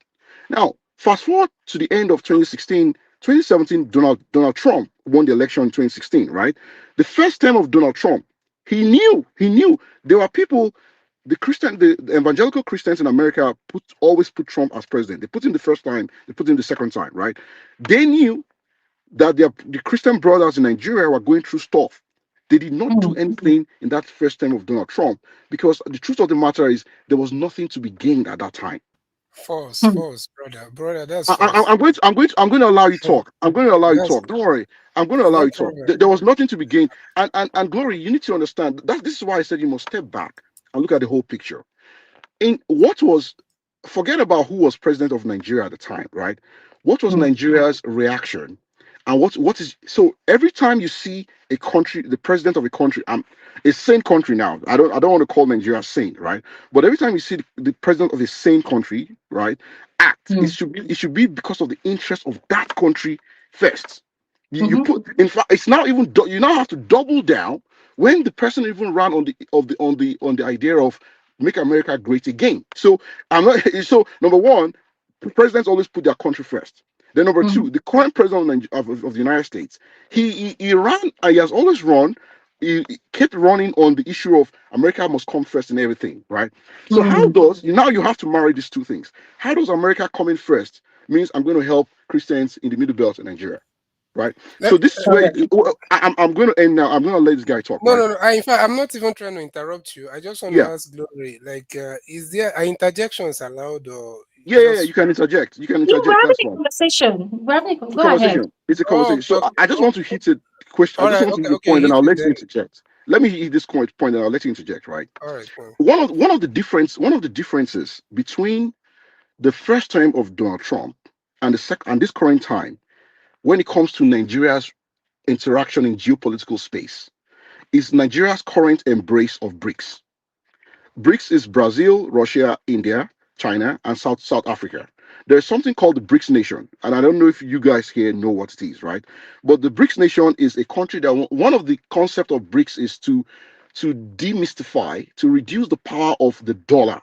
Oh yeah, I heard of that. So one of the reasons why one of the reasons why United States is considered the most powerful country in the world right now is because of not just hard power, which is military, but it's soft power, right? And if you look around you, among the 194 countries recognized by the United Nations, there are probably 2,210 countries basically, but 194 countries, more than 85% of them, their foreign reserve is in the US dollar. right? So Mm. because of the US dollar, the power that US uses to control many countries is the fact that if you want to trade, if foreign trading is based on the United States dollar, right? So what the Mm. BRICS nation did decide to do was to break that monopoly, right? To Mm. bring an alternative. And again, I'm going to mention those countries: Brazil, Russia, India, China, and South Africa. BRICS, BRICS, right? Nigeria, when the current president of Nigeria, Tinubu, right? He's been moving towards BRICS. So you have on the one during the first term of Donald Trump, the president of Nigeria at the time never entertained BRICS at all, right? If any country that goes towards BRICS becomes in a way a country that America will not call you an enemy of theirs, right?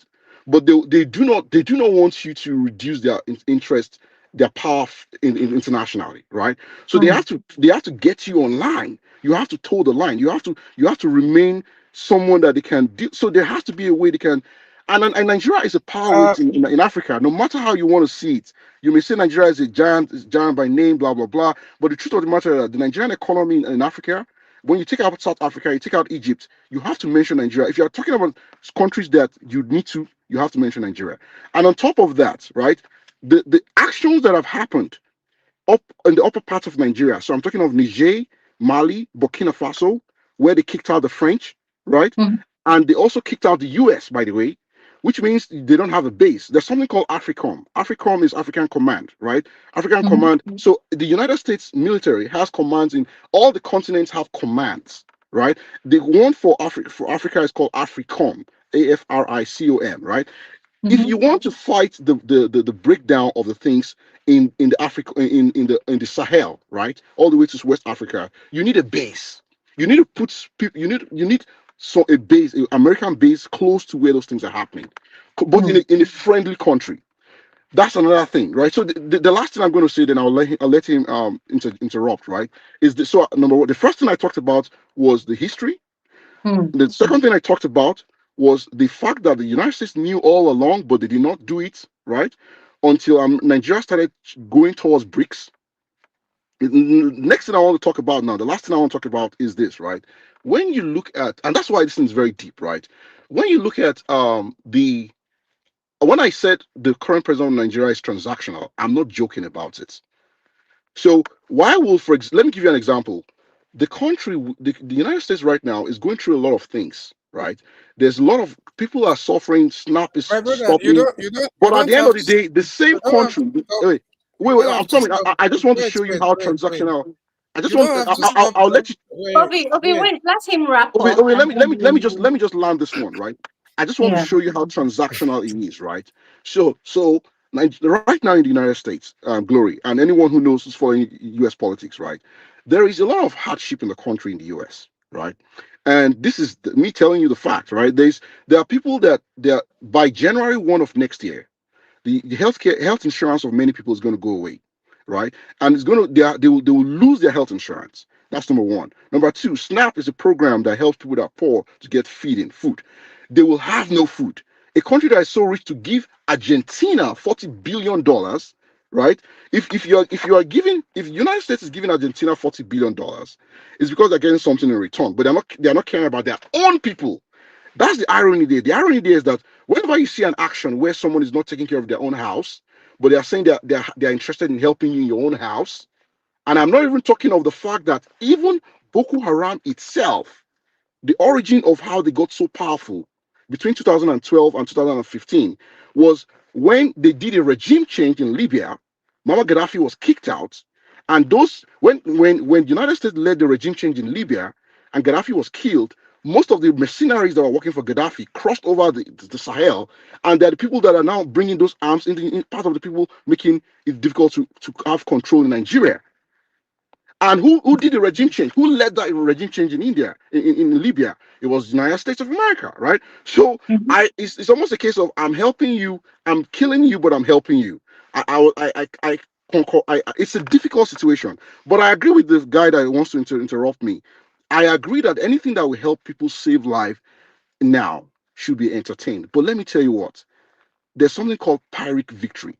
You do not want somebody, if you open your house, if you allow some people to come into your house because they're trying to help you out, And the long game is that it's going to be worse than it was before, like Syria and other places. Maybe you should actually pause.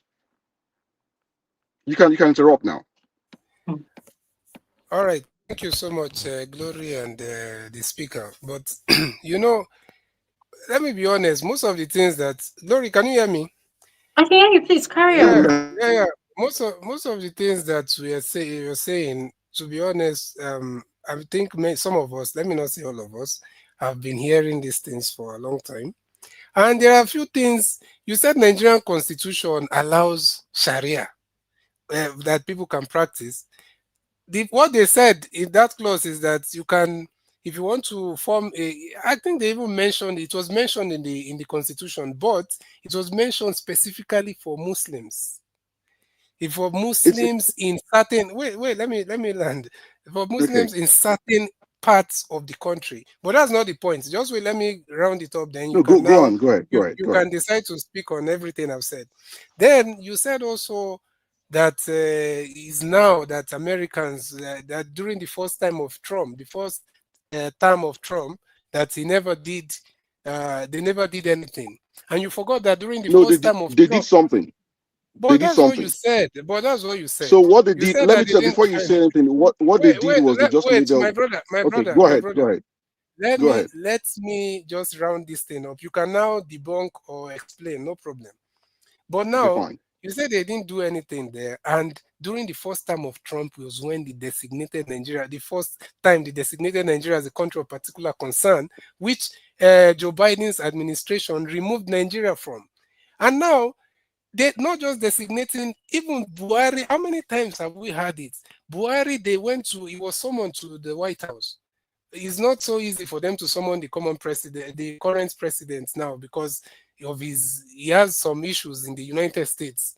So, but Buhari went there and Trump asked him. Buhari came and said it by himself. The clip is there. He said, Trump asked him that, why are you killing Christians? And he It's said correct. that You're correct. Yeah. you don't know, you don't kill. He said, why are they killing Christians in Nigeria under your watch? And he's saying, he doesn't know that that they need assistance, they need help from the. Hmm. And the same person Hmm. that is saying they need help. These are the same people now in Nigeria, Glory. These are the Mhm. same people that are championing sovereignty talk. They forgot that they took, their propaganda was too heavy on Jonathan. These are the people that wanted Mhm. Jonathan out. They were going to the US Hmm. every time, sending envoys, Mhm. sending Hmm. representatives to go and do the same thing. In fact, even right now, the opposition is not doing anything.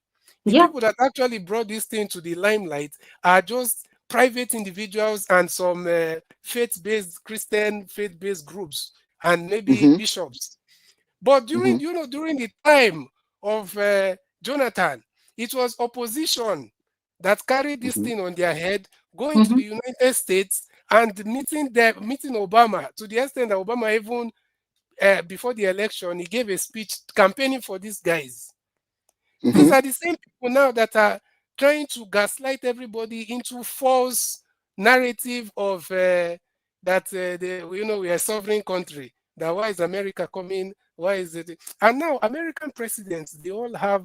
America has a general foreign policy, obviously, but Hmm. mostly their presidents or their different political parties. If you don't know America, of course, most of us know about their Democrats and Republicans. Mhm. There are different presidential also have their own way of implementing. They also have different foreign policies inside or aside from their general American foreign policy. And that is Hmm. why, even as we are speaking, there are reports Trump is trying to prosecute Obama for a lot of things. It was still under Trump administration that he was saying that Obama's administration were the ones that that there was some corruption going on with US aid. That was why you remember when Doge was ending all those charity, so-called charity organizations funding, Hmm. Mhm. because Hmm. they're saying that they were using the funding during the time of Obama and Joe Biden Yeah. to fund terrorism. So when someone Yes. comes, so when Okay. somebody wait now, when somebody comes here and say that America did this, America did that, you have to put things in perspective and know that you don't just come and say America. when you know that it's a particular administration that did something. And that's even the current administration is trying to bring that administration to book for all those things. And if Hmm. somebody says that 10 years it has been going on, the killing has been like that, Pastor Wale Adefarasi or something, that the same thing he said is similar to what this brother here is saying, that the killing has been going on for so long, that how come they are saying now? So because killing has been going on for so long, the killing should continue, No, but or America should I'll let you never step finish. in. I'll let you finish. So, But no, so the please answer is no. let us not play games with the lives of people, and let's not play politics and all this gaslighting. Someone is saying that America want to come and take your resources, or that they should not invade your sovereignty. And you know, these are the same people that went there during the time of Jonathan to make sure that they get him out. They even accused Jonathan. Jonathan that was actually fighting. Jonathan was actually fighting to end. Go and listen to this thing. I'm not. Don't listen to me. Listen to people like T.Y. Danjuma. Listen to people that are in the system that is telling you these things. Listen to Michael Zekome that said, do you know Jonathan, after the whole things, Obama did not only stop selling weapons to him because of the campaign by these current APC guys for him not to sell weapons, because they knew that that weapon he was using it to destroy the same terrorism that they are part and parcel of. So instead of them not to, they campaigned for him not to get those weapons, and not just it didn't stop there. They campaigned also for, so because once America says something, the allies follows. Obama was the leader of America then. He's the president of the world. So all the allies, Israel, Jonathan went to Israel after US. They said, they explained that it should be resolved. There's some stuff like that. The military, Hmm. they can give technical support, they can give all this, but they didn't want to sell any weapon because Obama had already signaled all his allies for them not to sell weapons. Then Jonathan went to use black markets. Do you know Ayo Risejafo? Mm-hmm. Then he was the president of CAN, Can. Mm. Yeah. Christian Association.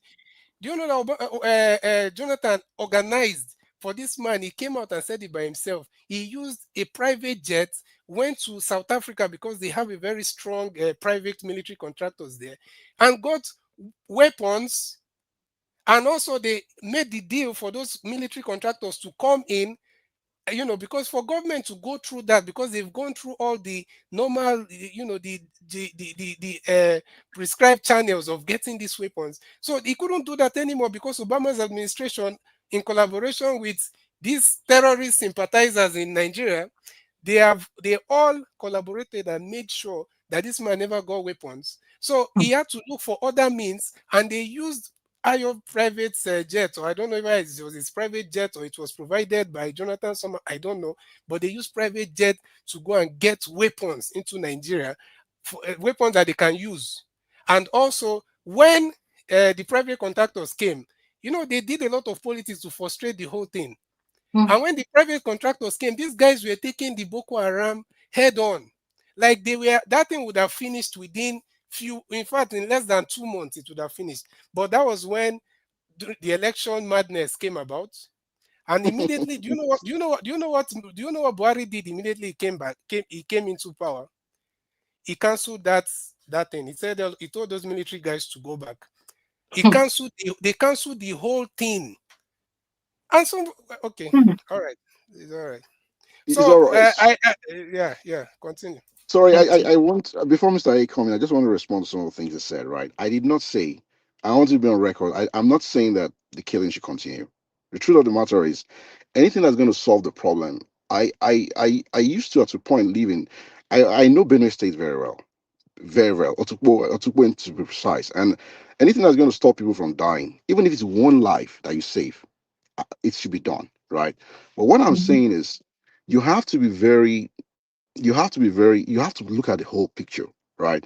You give me an Mm. example of one country where United States intervened, right?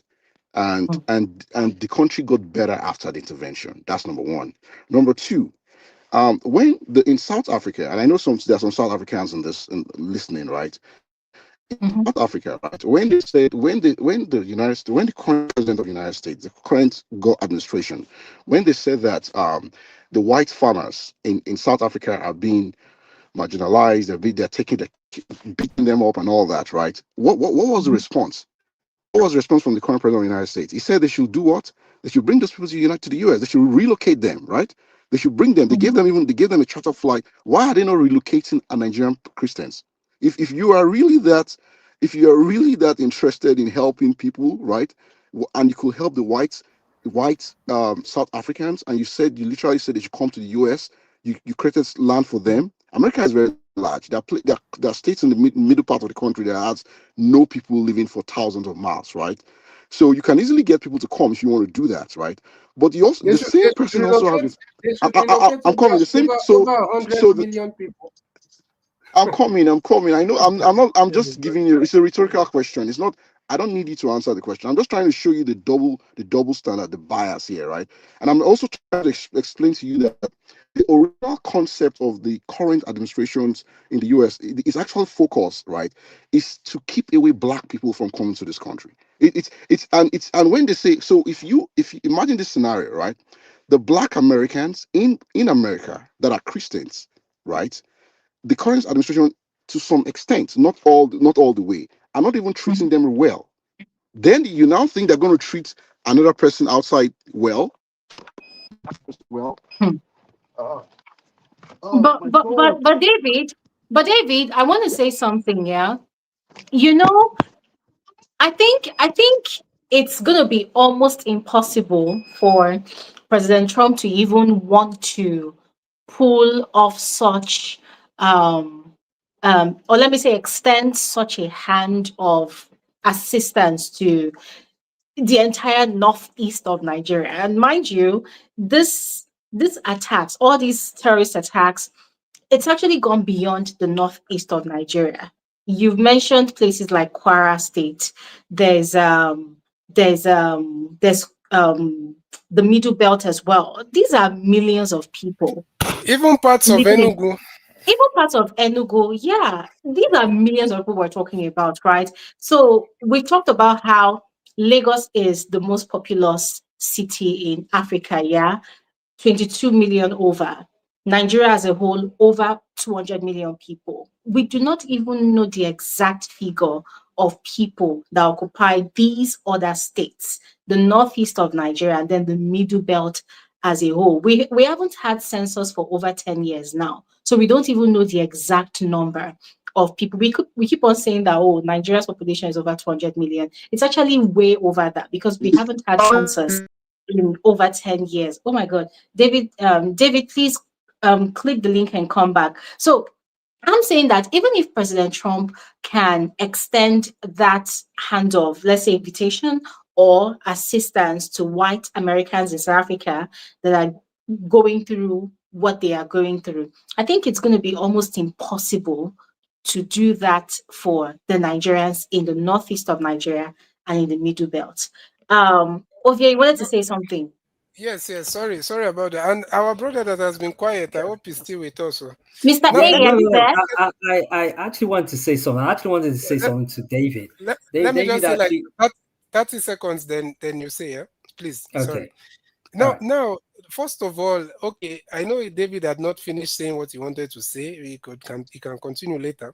But what I'm saying is, if in the situation of South African white farmers, even as much as those people are not ancestrally from that place, still they refuse to go to the US, even after Trump offered them that. Most of them refused. They said they were not going. They even went to in fact, because of that, they had to make peace with Cyril Ramaphosa. And they took Cyril Ramaphosa and some of their representatives went to the US, to White House to see Trump, to show that we are together.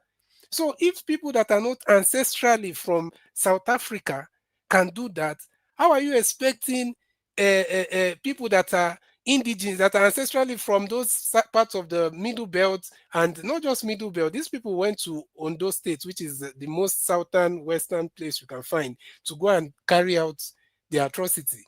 So how do you expect people from over how many million people? I've not done this. I've not done the. I don't have the exact figure, but I know there are several millions of people that are in the middle belt, and not just middle belt. You have to remove all the Christians every part of the north. Then you go to southern Kaduna, you remove them.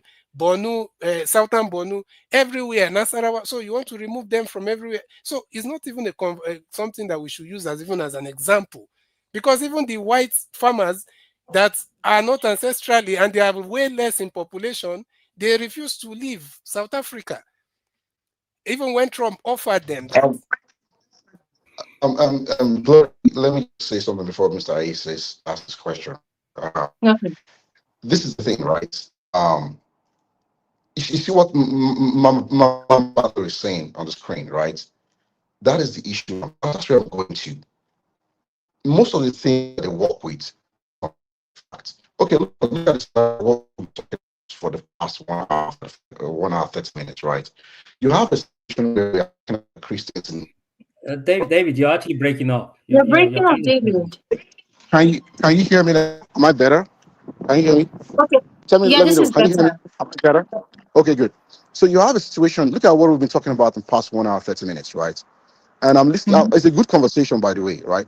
So if I just want to say quickly that when we say they should put a stop to it, everyone listening and everyone here in this discussion agrees that it's not just the Christians that are suffering, but it's everyone. What I mean is the Muslims are also suffering. The people that don't believe in any Christian or Muslim are also suffering. The Mm-hmm. farmer who doesn't have any religion is suffering, right? This Mm-hmm. so it's a security thing. It's not a religious thing. That's where I'm going Mm-hmm. to, right? It has a problem, and if there is one thing that this thing is good for, it is that it shines the spotlight on the problem so that the government of Nigeria today have to do something. If you are going to give credits for that is the to me that is the benefit of all of this. It's Mm-hmm. that the thing is there has to do something. I never got around to answering your question. Your question, original question of do I think that they're going to release those names, right? Yeah. And what's going to really happen, right? Yeah. I digressed a lot, right?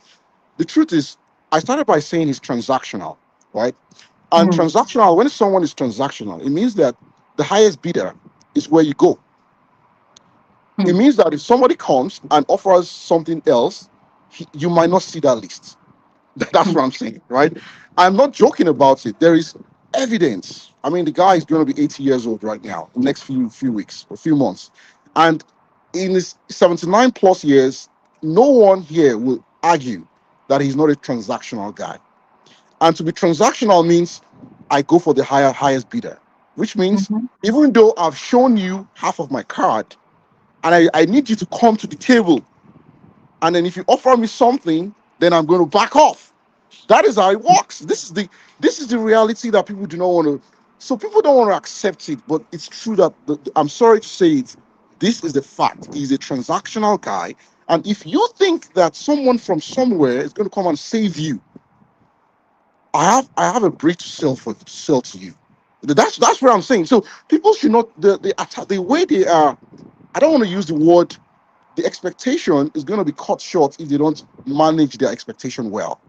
I'm not see. I am not to Mr. A and to I believe his name is N and it's N there, right? I don't know his full Okay. name, right? What's his name? Ovie. Ovie. OVA, yes, OVA and Mr. A, right? I am 100% with you guys. You will not believe it. I'm actually do not want anybody to die. I do not. I mean, I'm a doctor by training, so why will I want someone to die? But I'm telling you that I cannot look away from the reality on ground. And the reality on ground is that everyone is a pawn in this game. They just want to True. have an edge. To be You know when honest. OVA is right when he said that you have when you say United States, you have to say which government because the administrations are different and their Yes. policies are different and all that. That is a fact, right? But Mm-hmm. no, regardless of whose policy, which party is in power and all that, one of the tenets of politics is self survival and what you are going to advance your own interest. And in this interest, you think about it. What is the interest for the MAGA movement, for example, in seeing now there's an evangelical base that is going to be happy with that. It's a red meat. It's actually something that if it happens, it's fine.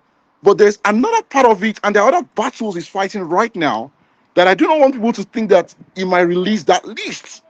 If it does, I'll be very happy. If it does not, I'm telling you not to be sad. That's what I'm saying. Just know that things happen behind the scenes, and maybe they moved away from BRICS. Maybe there were some things that they told them not to do that it will never come out. Nobody is ever going to know, and that's just the nature of the beast. So it's. Let me hear Mr. A's question. By the way, Mr. A, please, are you there? Yeah, I mean, David, I actually hear where you're actually coming from. Everything's all transactional. Tinubu is transactional. He's a pawn. correct, Every exactly. Nigerian, Both of them are, every yes. every Nigerian is actually a pawn in Tinubu's game. Yeah. Mm-hmm. So the thing is, at the end of the day, how is that any different from what Trump is actually doing? Listen, if Tinubu was actually doing something, 10% of showing Nigerians that is serious about at least looking after the common man, do you think that me and you be having, or me and Ovi, you will be having this conversation today? Look at what Ovi just said about what Jonathan was doing with regards to bringing external militants to fight Boko Haram. Have you heard this present government or the government of the ruling party for the last 10 years actually mention anything about fighting the insurgents of these terrorists? Has anybody actually heard anything at all? Any sort of defender to come and save? I mean, classic example when the Bendo actually happened, you know, everybody had to be shouting from the lung of the roof for the president to even go and visit. Empathy is not there. At all, you're right on that one. No empathy at Empathy. all. There's no empathy. So if you're now telling, for the long term, the Trump, Americans, they're probably going to do this and probably going to do that. Don't you think that people have actually suffered enough? They've gone through almost 12 years of this at the moment, and nothing is actually happening. And it doesn't even look like anything is going to happen at the moment. Mm-hmm. Now, to go back to the question I actually wanted to answer. You said, tell me any country that America has actually been in that is actually doing well, of today. Well, there's Japan. America went into Japan, during the 40s and 50s, but they're doing well today. There's South Korea. They went in the 50s, but now the economy is actually booming. So don't come up. I mean, okay, we can say the last 20 years where they've gone to Iraq, Libya, they've destabilized the economy and stuff like that. Yeah, but there's always going to be positives. There's always going to be negatives. I think Nigerians should take that chance of saying, you know what, at least let there be an external savior, because this present administration is doing shit. They're just looking. They're just, as a matter of fact, you cannot rely on this administration to actually help anybody in this country. Seriously. If you're saying you're going to actually allow this administration, if you're going to say you're going to allow this administration to rule for the next 20, 50 years, trust me, Nigeria would never, ever be better. I don't care how anybody actually, comes with, you know what, he's trying, he's doing this. If this current administration rules the country for another 50 years, forget about it. Yeah? Nigeria is doomed. So, and one thing is that they are still playing politics with the whole thing, trying to push propaganda. True. Yeah, True. They think is the normal. When they used to have these propaganda wars with IPOB and everything. Everything they try to blame IPOB and Nnamdi Kanu and I remember when this whole thing started. Do you know what what Boala said in Channels TV?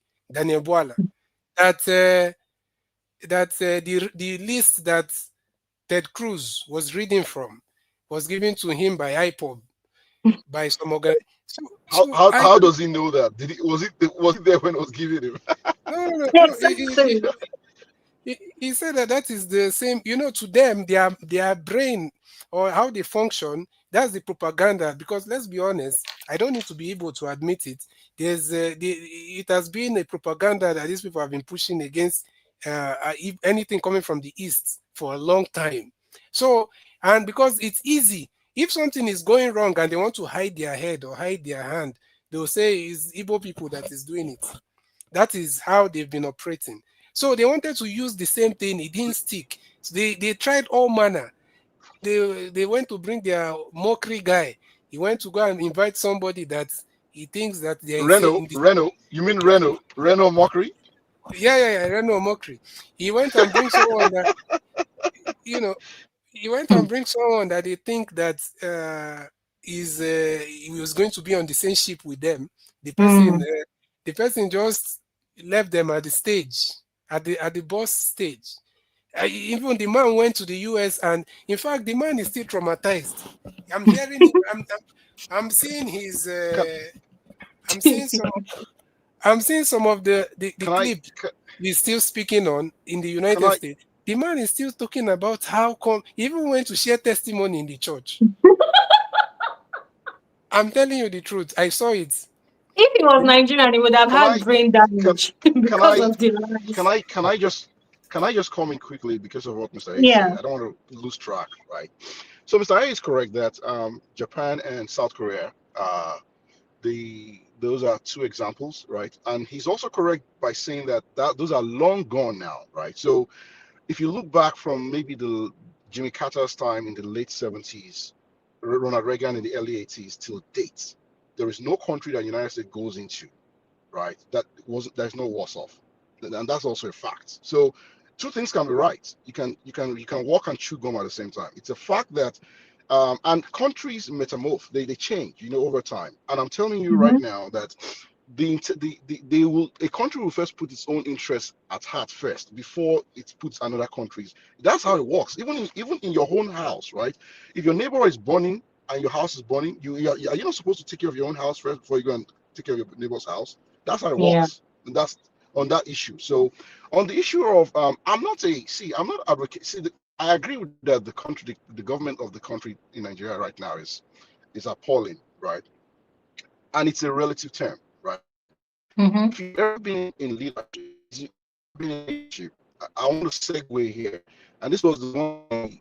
I'll just touch on this briefly. This was the faults I saw, the little faults I saw in Faith during the Big Brother Nigeria season, right? The last one. It's about leadership, right? And now to everyone back here, back to the point. If you've ever been in the place of leadership where you are a leader of people, right? And you are there, you are in a and it was a democratic setting where you won an election, you spent some time and you left, right? You will know that you cannot fix all the problem. You will know that there's a reason why it's a cycle, it's a term, and another term comes and another term comes. Hey, I'm not holding brief for anyone. Believe me, I don't usually support people in Nigeria, the Nigerian government. Usually, I do not even do that at all, right? But when you come to a place, let me give you an example, right? I don't know. Let me see. If you are, let's assume you are a physician, for example, you're a medical person, right? And then you become the president of a country. Somehow, you become the president of a country, and the country has lots of problems, right? They have problems in healthcare, they have problems in security, they have problems in the economy is bad, blah blah blah. You know your strength, right? You should know your strength, and your strength, if you're a Hmm. doctor, it should be healthcare, right? And you know Hmm. you're not Jesus Christ. You're not going to save the whole world, right? So you are Hmm. going to be a leader for a finite time. So you pick your battles. You choose the one thing that you want to focus on, and you deliver on that thing. And you know that it's a marathon. Whoever comes after is going to focus on something else, right? So, for example, if Absolutely. I get there, I'll focus on health, and I do my health, they do health well, and someone else come and does something else, right? Nobody's expecting anyone to focus on everything, right?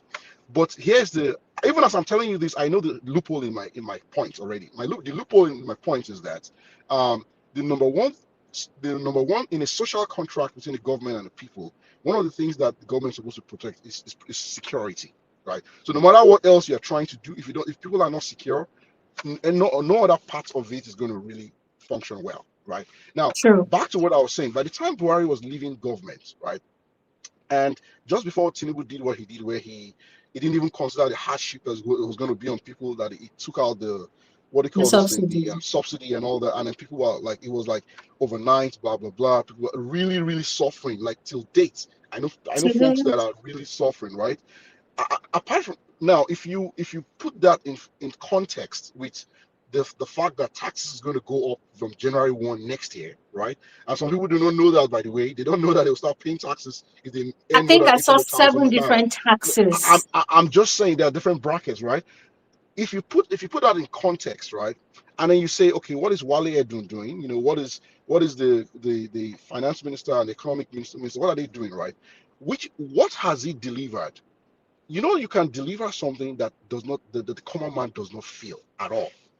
There are two scenarios here. You can do nothing and you've not done anything at all, and you one, you can do nothing and things get worse.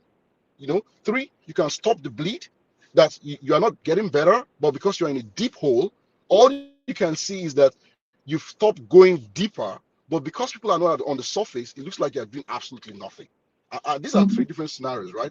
And then number four, if your strength is, if because he's an accountant and he increased the IGR in Lagos, if your strength is economy, is money, right? It's about helping get more money for the country. Well, that's your strength. Unfortunately, your strength is not security, and people will still call you out on that because that is the thing that is actually killing people. So this is why I'm not being balanced here, right? So I'm not saying that I cannot, because I'm not sitting on that seat, right? And I don't have all the information. I know that information, that I do not have all the information. So I can be an outside armchair critic, look outside and complain, right? I can complain all I can, but I don't have the David, you're breaking. David, you're I breaking. have We to can't go. You hear keep you. talking. You guys, I'll join back. I'll join back. Okay, okay, Uh, okay. Thank you, David. Ovi, man, you wanted to say something, Ovi. yeah, sorry, thank you so much. Now, sorry, sometimes when we hear these narratives of, can you hear me, Glory?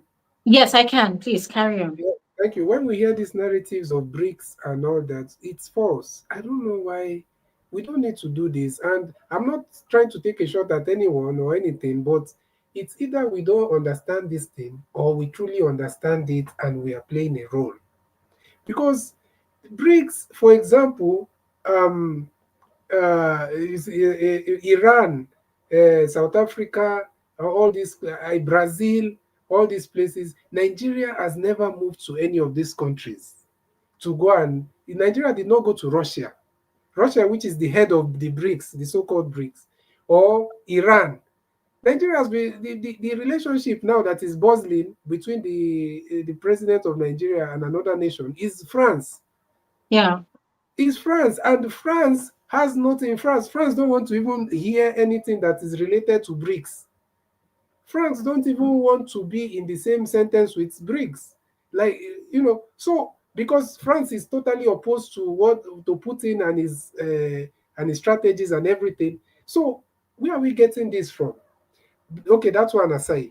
Then people talking about Trump invade. Let us. It's good sometimes you look at people's track record because it's easy, because that's the talking point that everybody knows. America Mhm. wants to do this. America will come and take your resources.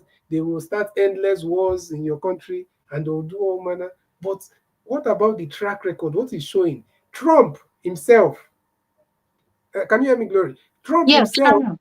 the man has been, that's why he's known for. He's known for peace through strength. Peace through strength. The man has been ending wars. So why are people not condemning Trump for ending the Gaza war now? Because what is the benefit of America? Since people are saying what's the business of America, so what is the business of Trump ending the Gaza war? They should be asking that. Say, Trump, you should have left the Gaza war to continue because the man pushed hard for it. You think if it was left for Israel and Palestine, they will make sure that Palestine, and no, there will be no force in Palestine that can rise up again to challenge them. But Trump ended it. And even Hamas is not totally decapacitated totally, because immediately after the war, the next day or two, Hamas resumed their dictatorship on the streets. So the same Trump, they say, oh, he will draw America into war with Iran by bombing. Did you see Iran lift, even not forget about lifting a finger? Did you even see them cough when Trump, carried out those bombing on their nuclear sites? Not in fact, they became like you can't even. In fact, it's as if nobody could say anything, and that story has ended like that. Then look at the ISIS guys. You know when they removed Bashar al-Assad from Syria. You know when they removed Bashar al-Assad from Syria, then this the Muslim the extreme Islamic group took over the country.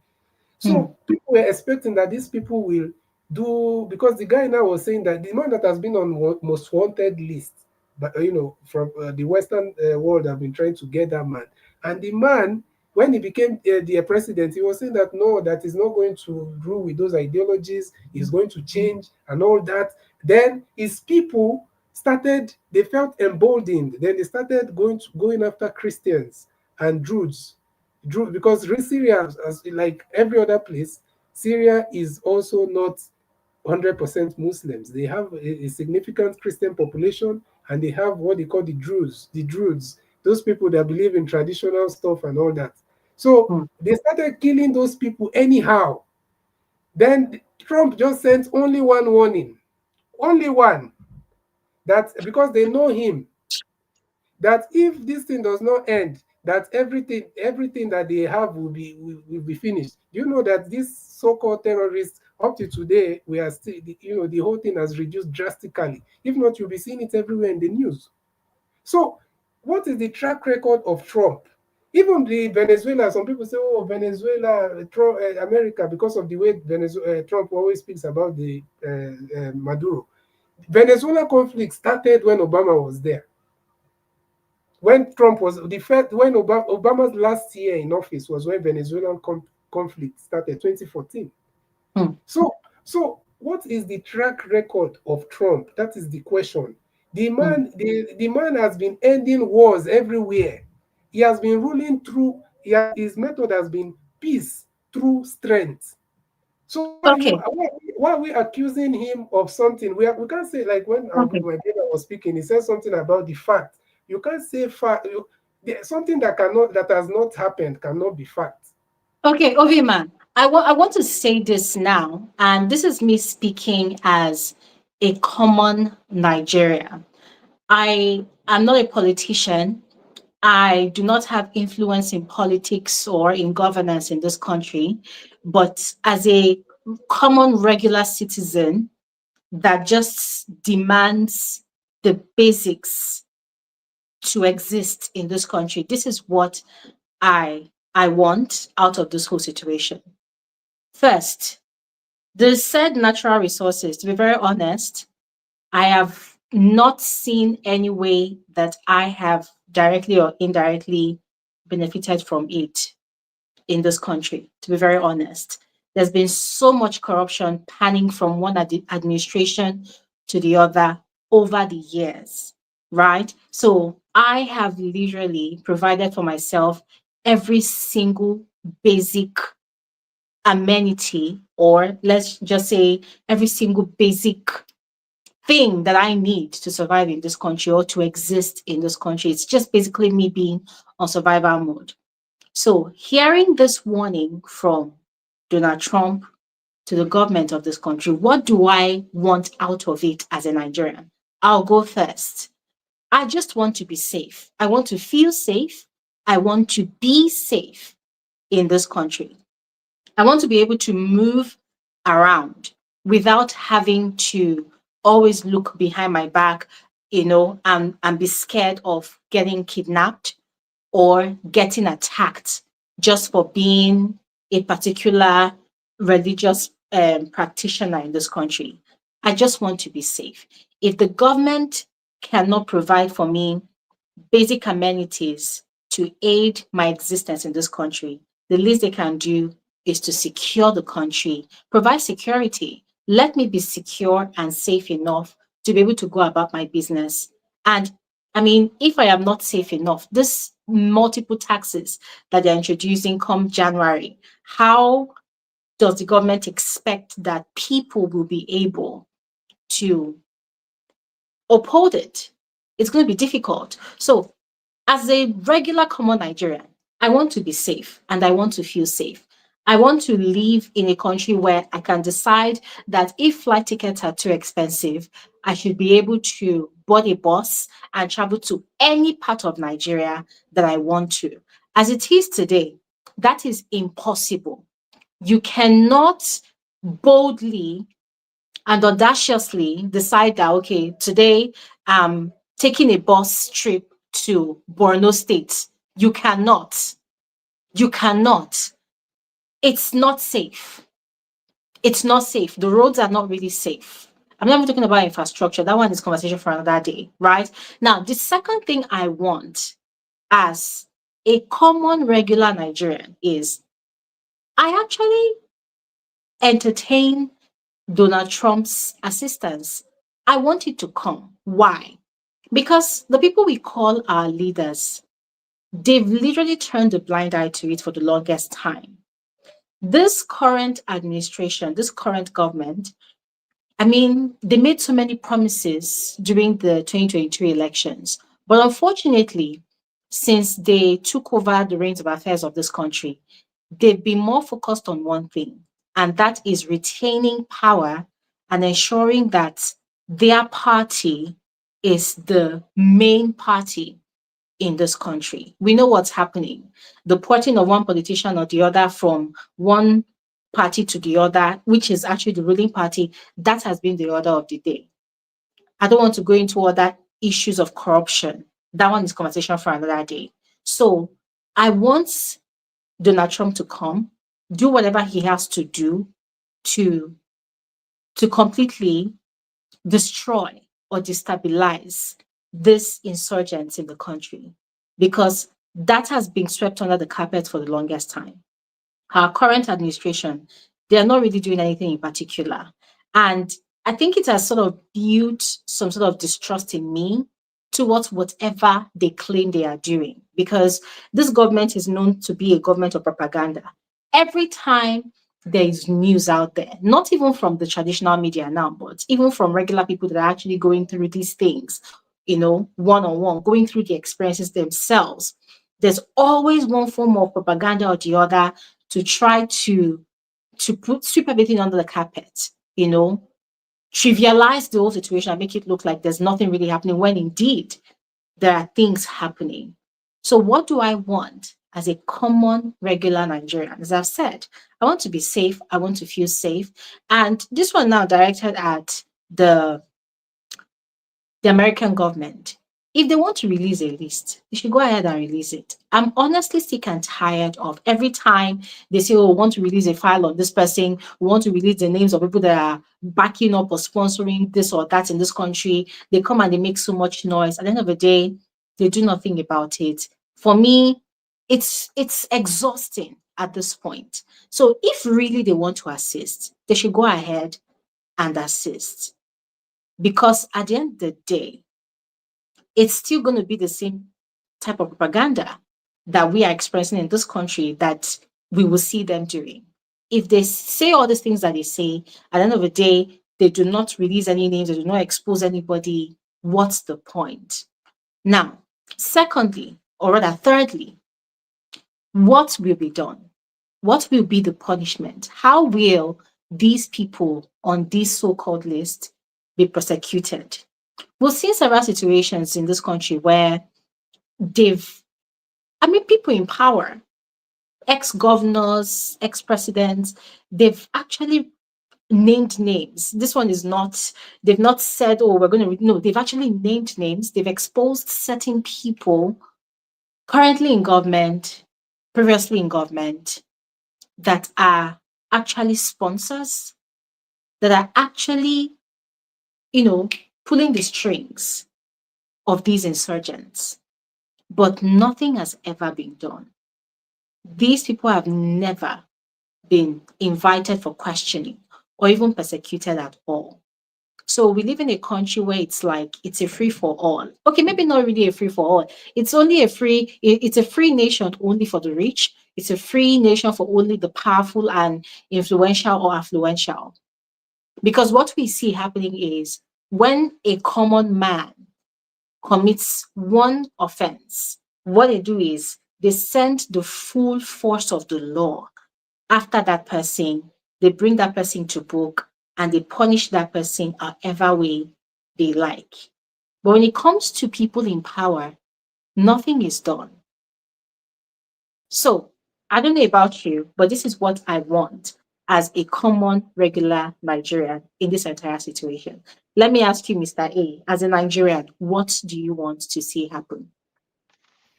Well, I actually want to see. I want to see Nigeria work. I want to see the common man actually not being oppressed. That's what I want. I don't want. I don't want to see going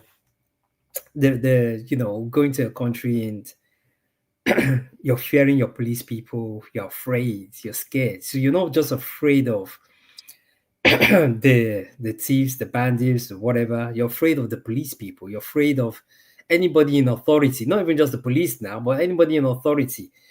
So even the so-called traffic wardens, because they've got some sort of authority, power authority, they threaten.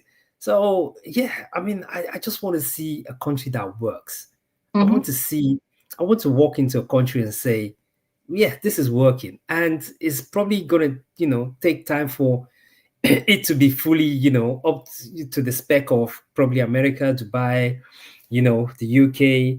But at least I want to see something work. I want to see the little things that, the masses are struggling to actually have education, you mm-hmm, know, water, electricity, those basic things. I just want to see it work. mm-hmm, And this current ruling party, this current government, sorry to say, they're not just there. I mean, David was actually saying that, oh yeah, the president cannot really solve everything, so you bring in different people to actually solve different areas. But you see, the problem with that really works. But why not bring in the people who've actually got the expertise in those areas to make those areas actually work? mm-hmm, You know, I mean, I see, like the power sector. You know, the president is just rewarding his cronies. mm-hmm. The current power minister, he's got no experience whatsoever in the power industry. How is it going to work? How are you bringing people in who haven't got the expertise or the experience in certain areas, to do their work effectively and efficiently? Out of all the ministers, I could just mention two that are probably even working. Two. So, I mean, I just want to see a country work. I mean, in all honesty, if we're going to keep on having this ruling party, yeah, I mean, I don't know where the country is going to go, in all honesty. People are saying that he's plugging all the loopholes, his all the where things are actually being leaking, he's blocking them and stuff like that. But that's a lie. That's Is it actually a lie. blocking? Everywhere is It's not. flooding. That's what's happening. Everywhere is flooding. There's no, because people will come and say, well, subsidy, we were doing it for like how many years, but now subsidy is gone. So we got to, look at it from that perspective. But this subsidy that they keep on talking about, where is it? The savings from it, where is it? How is it helped the back once again? It comes back to the how does it help the common man? You know, Mm-hmm, so basic education for the kids. I don't know. I don't even know where the country is going to, in all honesty, and I can't see this current administration doing anything to actually help the country. I just can't see it. You know, Mr. I A, wish that there one was a is little bit of conversation hope. for another day because that's Well, they conversation for say another because they there's use so the many slogan. things They use wrong. the they use the slogan "renewed hope," but to be more No, honest, I don't there's see nothing where that, renewed. It's just I don't see frustration where that all renewed around. hope is. It's just a slogan. Yeah, It's just well, it's frustration all around. Nothing it's renewed. There's no hope anywhere. There's just desolation everywhere, to be honest. well, I You must mean, have had hope before you're renewing it now, right? So Exactly. Like, where's I the mean, hope? in all honesty, there was the economy was actually even in that Buhari administration, in as much as how bad it was, there was a bit of hope. Things were working. No, in all honesty, I had a It's business. you see, Mr. A, are this is you what really Nigeria sure, does to you. Mr. A? Mr. A? Are you really sure about that? Well, let me No, keep no. quiet. Okay, Let me okay. keep quiet. Let me keep Hope. let me keep quiet. When I say things were working, I look at it from my perspective because I had a business during Buhari administration. Yeah, and it was running fine. It was okay. The economy was not as So bad you're as it just used to talking be. about anecdotal, your personal experience, basically. Yes, That's it, I'm just right? talking about my personal experience. Okay, Yes, okay, okay, okay. yeah, you know.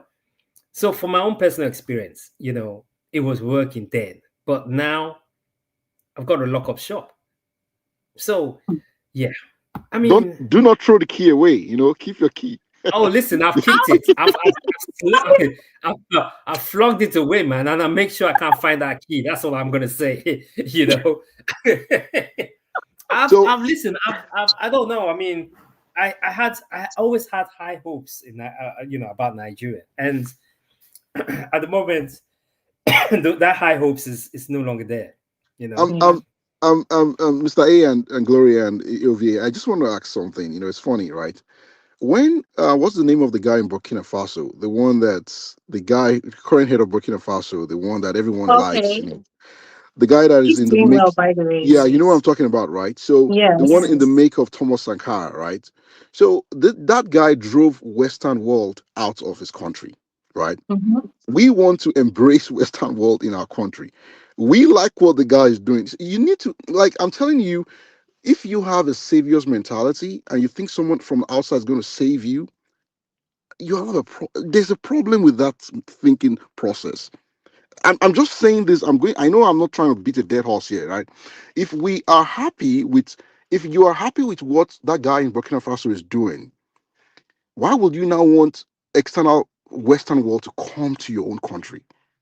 And that's why it's glory. That's why it's very complex. You can now you can now start saying things like, well, the Western world is different. The one France and Macron is different from Trump, blah blah blah. Yeah, but the reality on No, I ground mean, is, But I no, completely disagree. I completely disagree I'm coming. because I'm coming.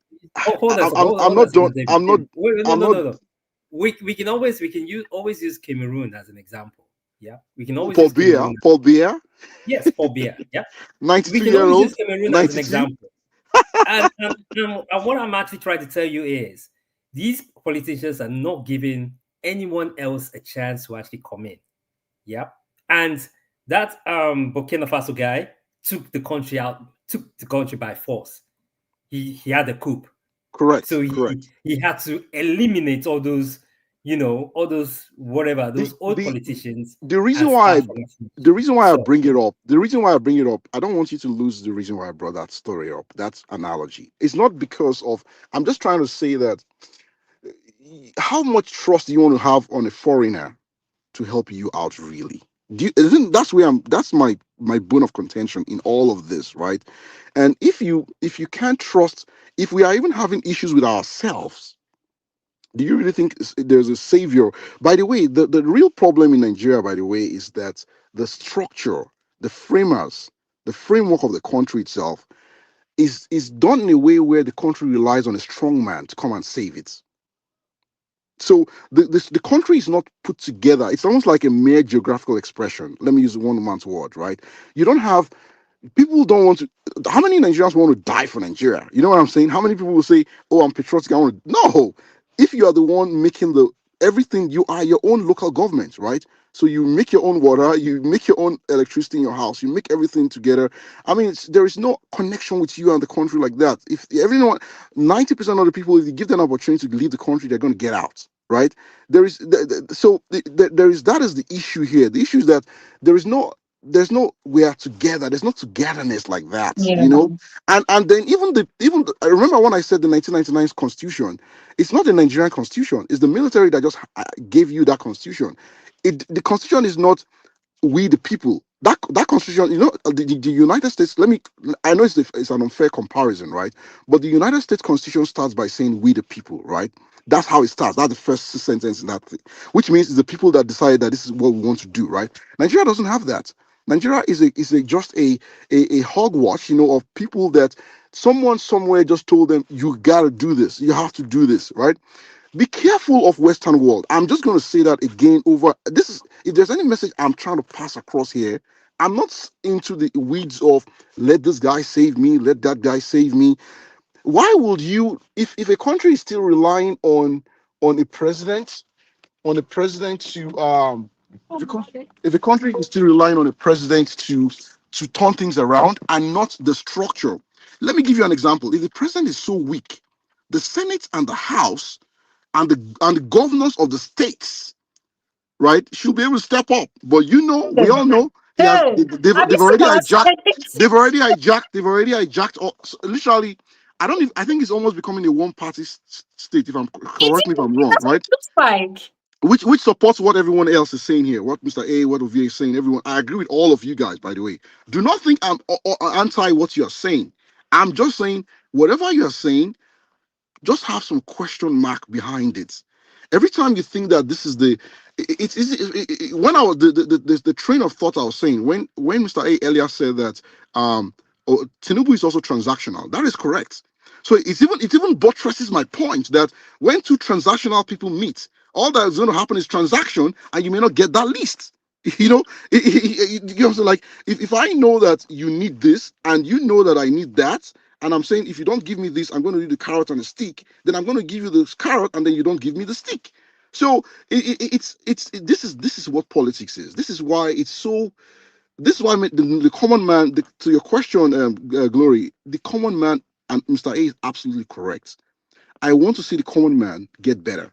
I want to see life change for them. But I'm telling you, if you are in the current constitution, if the constitution of Nigeria is not changed, right? One of the best things that happened in Jonathan Goodluck's time was when he did the you know the what do you call that thing? Where they came together and they were meeting to it was someone should help me out. They were trying to see if they it was not it's not a referendum, it's like a they called everyone different parts of the country to come together that they were going to decide if we're going to like almost like it wasn't like it was the next thing to be to changing the constitution itself. Like there was something that Jonathan did that they were I don't having. know what it's called. Yeah, but I don't know if Mr. A or V, if you know what I'm talking about, but there was something But that do you have any Jonathan did idea? that he led something where people came together and they were talking for months, like weeks or something, you know, and they were supposed to present something, and it was during that time they were saying something like it should just be one term, you should not serve for 2 terms, you should just have one term, and that's it, right? Um, but that thing did not pan out because when Buhari came, he just scrapped it, which to me is, of course, is going to scrap because it's not going to help his own people, basically, right? That's how that thing was going to be, right?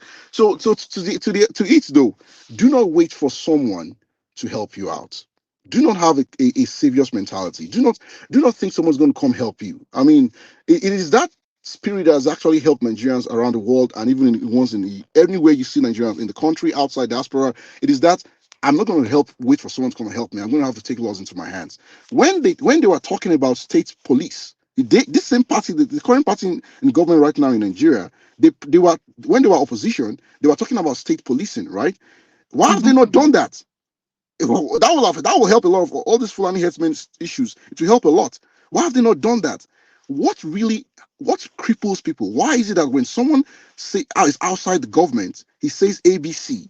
When the person gets to Aso Rock, he says EFG. What that is what we should be thinking about. Is why is it that the constitution does not allow you perform? And why will the Constitution make a man so powerful? Because the Nigerian president is very, very, very, very powerful. Like compared to other presidents of some other countries, very, very, very powerful. Like to the point where you are the same person that also chooses who is the head of INEC. You know, so Like, you if you want to address the problem, address the constitution. If you do not address that constitution, and you cannot come together, and we can right now, I can tell you that out of the 350 tribes in Nigeria plus, out of the 250 million people, we don't even know if it's more than 200 or 250 million, like Glory said. Only God knows if we're even 300 million now, right? for real. Out of those number of people, if you ask them, do you even know Nigeria has a constitution? 80% will say no. And the 20% that says they know, if you ask them, are you okay with that constitution? 99.9% will say no. So Mm-hmm. if you can't move forward when the contract that binds you with other people is faulty. If you want to address this problem, start there. If you keep blaming the next president, look back. I put it to you guys, right? Every president that has been in Nigeria till date, from 1999, from when the government, the military left and the civilian came back, right? Every time you have a president, the one before that one, when the president is there at the time, people are complaining. When that one leaves, they say the one that was there before was better than that one. E.g., Obasanjo, you hear that, oh, Jonathan, when Jonathan was there, they'll say, oh, well, Obasanjo's time was a little bit better. When Jonathan left, when Jonathan was there, a lot of people were complaining. When Buhari came, they said, oh, Jonathan was better. But now Buhari is there. Somebody here just said now that, actually, Mr. A just said now that he prefers Buhari's time to Tinubu's time.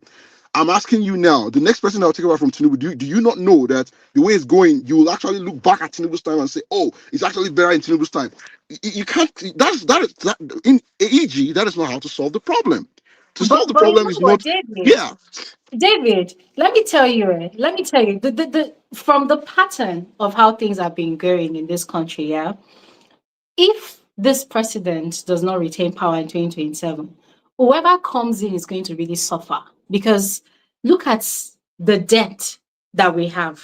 No, exactly. It gets that worse. he has kept in place. See, whoever comes next is going to suffer so much, and people are going to say they prefer Tinubu's regime. Why? Exactly. My point. Because what they don't know is that do you know that a lot of people don't really know that this administration has brought even our future generations into debt.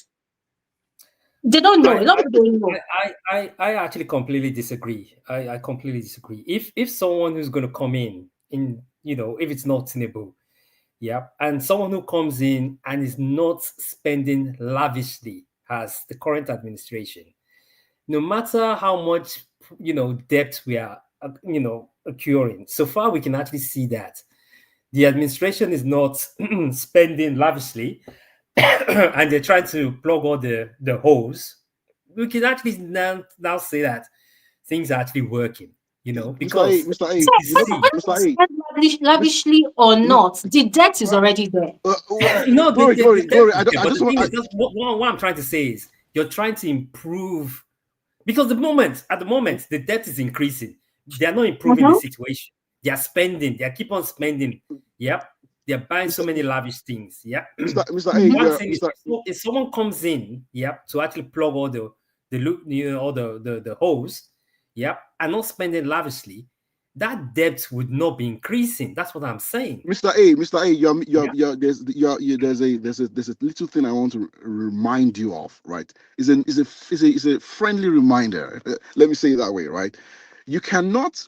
I like the way you said someone that is not going to come in spending lavishly. Even the election that will make that person win, that person has to spend lavishly to even win that election. Mhm. You get the point? The system is in a way that that individual, the kind of person you're thinking in your mind, exists, but that the person will get to that place, the chances is very, very. I'm not trying to be a pessimist here. I'm telling you that if it, you know what they call stomach infrastructure, right? Stomach Of infrastructure, right? course. You know that even with all that, all after all said and done, right? When the day of the election, when people line up, when somebody comes and gives dollars in their hands, that's what they're going to vote. So the Mhm. person that it's you still have to be lavish to even get to that position, right? So it's a chicken and a hen. Like, how do you? It's a very tough situation we're in, and I'm telling you that no matter what, don't focus on the individual. Focus on the structure, on the constitution, because the individual, even if okay, let's assume that, well, you're right, Mr. A, right? And someone comes, there is a very sound person who is very, good, benevolent, blah blah blah, and the person stops the bleed, and the person, in a way, I know it's debatable, but some people believe that the bleed has already been stopped right now. So there's some information on that one, but let's just keep going. Assume it's not stopped, right? They stop the bleed, and what Mr. A said happens, right? Somebody comes and does that. Mr. A, let me tell you what. If that person comes, spends 8 years, and leaves, the person that will take over after that person, do you know what that person is going to be? You don't know, right? And that person may just take us backwards, right? So Mhm. it's the structure. This is what they call system thinking, right? This is when when if one person falls in the system does not fall apart. You have to make sure that the system is airtight. It's not. Do not focus on that. That is my issue with, and that is why Glory is right, that if the next person, that it's very likely that the next person, they will say Tinubu's time is better than that person. That is most likely what's going to happen. Looking historically, that is what has been happening, and I don't Mhm. My, see it changing. my brother, that's not exact. I'm with Yeah, Mr. A yeah, on that. Huh? yeah. Sorry, Mr. A, sorry. let me say something very fast. You see, um, everything is very. I think we should not do disservice to the Nigerian people by trying to make them feel like they have to do what the president or the leadership has to do, are supposed to do. For example, um, when I think David was speaking, he said something about Burkina Faso leader Traore chasing the people. Make no mistake, what is happening in Nigeria, it's insanity, and it cannot happen in a lot of places. You see, Traore is fighting terrorism totally because they actually. Do you know that Burkina Faso is more terrorized than Nigeria? Just Google the most terrorized country in Africa. It's Burkina Faso. And Burkina Faso, how many times have you seen him in Russia? So it's not about chasing, he was looking for real help. It's not about chasing military out of Burkina Faso. Why is he going to Moscow to meet Putin and do all of that? If you, there are places in Africa, if you go to somewhere like Uganda and you say you want to go and do conquering, you want to go and be chasing people out of their land, you won't even last a week. So don't let's not mix it up. What is happening in Nigeria is that the people who are doing this thing, the sponsors are in, many of them are part of the government. And that is why Jonathan, during his time, he said it clearly. No other person would have said that since then. Buhari never said the same. He said Boko Haram are in his are in his government. He said Boko Haram is in his government. So we need to understand that all this thing of saying, like you see, someone said, I don't know who mentioned that the senators, what are they doing? The governors, what will the Senate? Nigeria has an authoritarian, almost in guise of democracy, but we can all see that everything. That is why we're almost turning to one-party states. That is why you see every governor is decamping because it is still that same. Give all the power is in the central. All the power is in the central. Over, you're So saying this. Over, you're saying the same thing I'm saying. Actually, you no, actually, no, we are, let me tell you. my Let me brother, tell my you. Let brother, me tell you. Let my me tell you brother. why. We Let are me not tell you saying why. No, let me for tell the you why. for the Let me for tell the you most why. for the Let me most tell you part we are why. not Let me saying tell the you. same Sorry. thing. Let me tell you why I'm No, saying I you are don't saying want the you to same put thing. the wrong I no impression. no no no no. For the I most said, part, we are not Glory. saying the What same. Glory? What I said was that. What I We are not said was saying the that. same thing, brother. No, we are, and I'll No, explain. And you, we are not. I if want Okay, you wait. listen, okay. Okay, let him explain what he's If you saying. listen to me very well, right, But, objectively, you will know we are saying the same thing, right? I no, am we are saying not. that We are not. I am saying the constitution is the problem, right? It is the constitution that gives the power that made is the Nigerian constitution right now is why the central is so powerful. If you change the constitution, if you decentralize, how can you decentralize? How can you remove the power from from the president by changing the But constitution? in the same breath, That's why I said you. in the same breath, you're blaming Mhm. the senators and the governors Hey, and all that. they are also So how are they are you? also No, hold You're on, no, Ovi. contradicting it. I'm not but blaming but them. but Ovi, I'm David, in all yeah, honesty, yeah, if You're, you change the constitution with yes, today's government, do okay, you think it's even going to work? If you decide to actually say, you know what, the constitution is actually going to be ABCD, yeah, hmm, with today's government, do you think that this government of today would actually, 100% follow that constitution? So it's not about So changing the constitution. so I'm not. It's about So the Mr. A, people. I'm not even going. Mr. A, I don't. I don't have. I don't. I'm not part of the government there, obviously, right?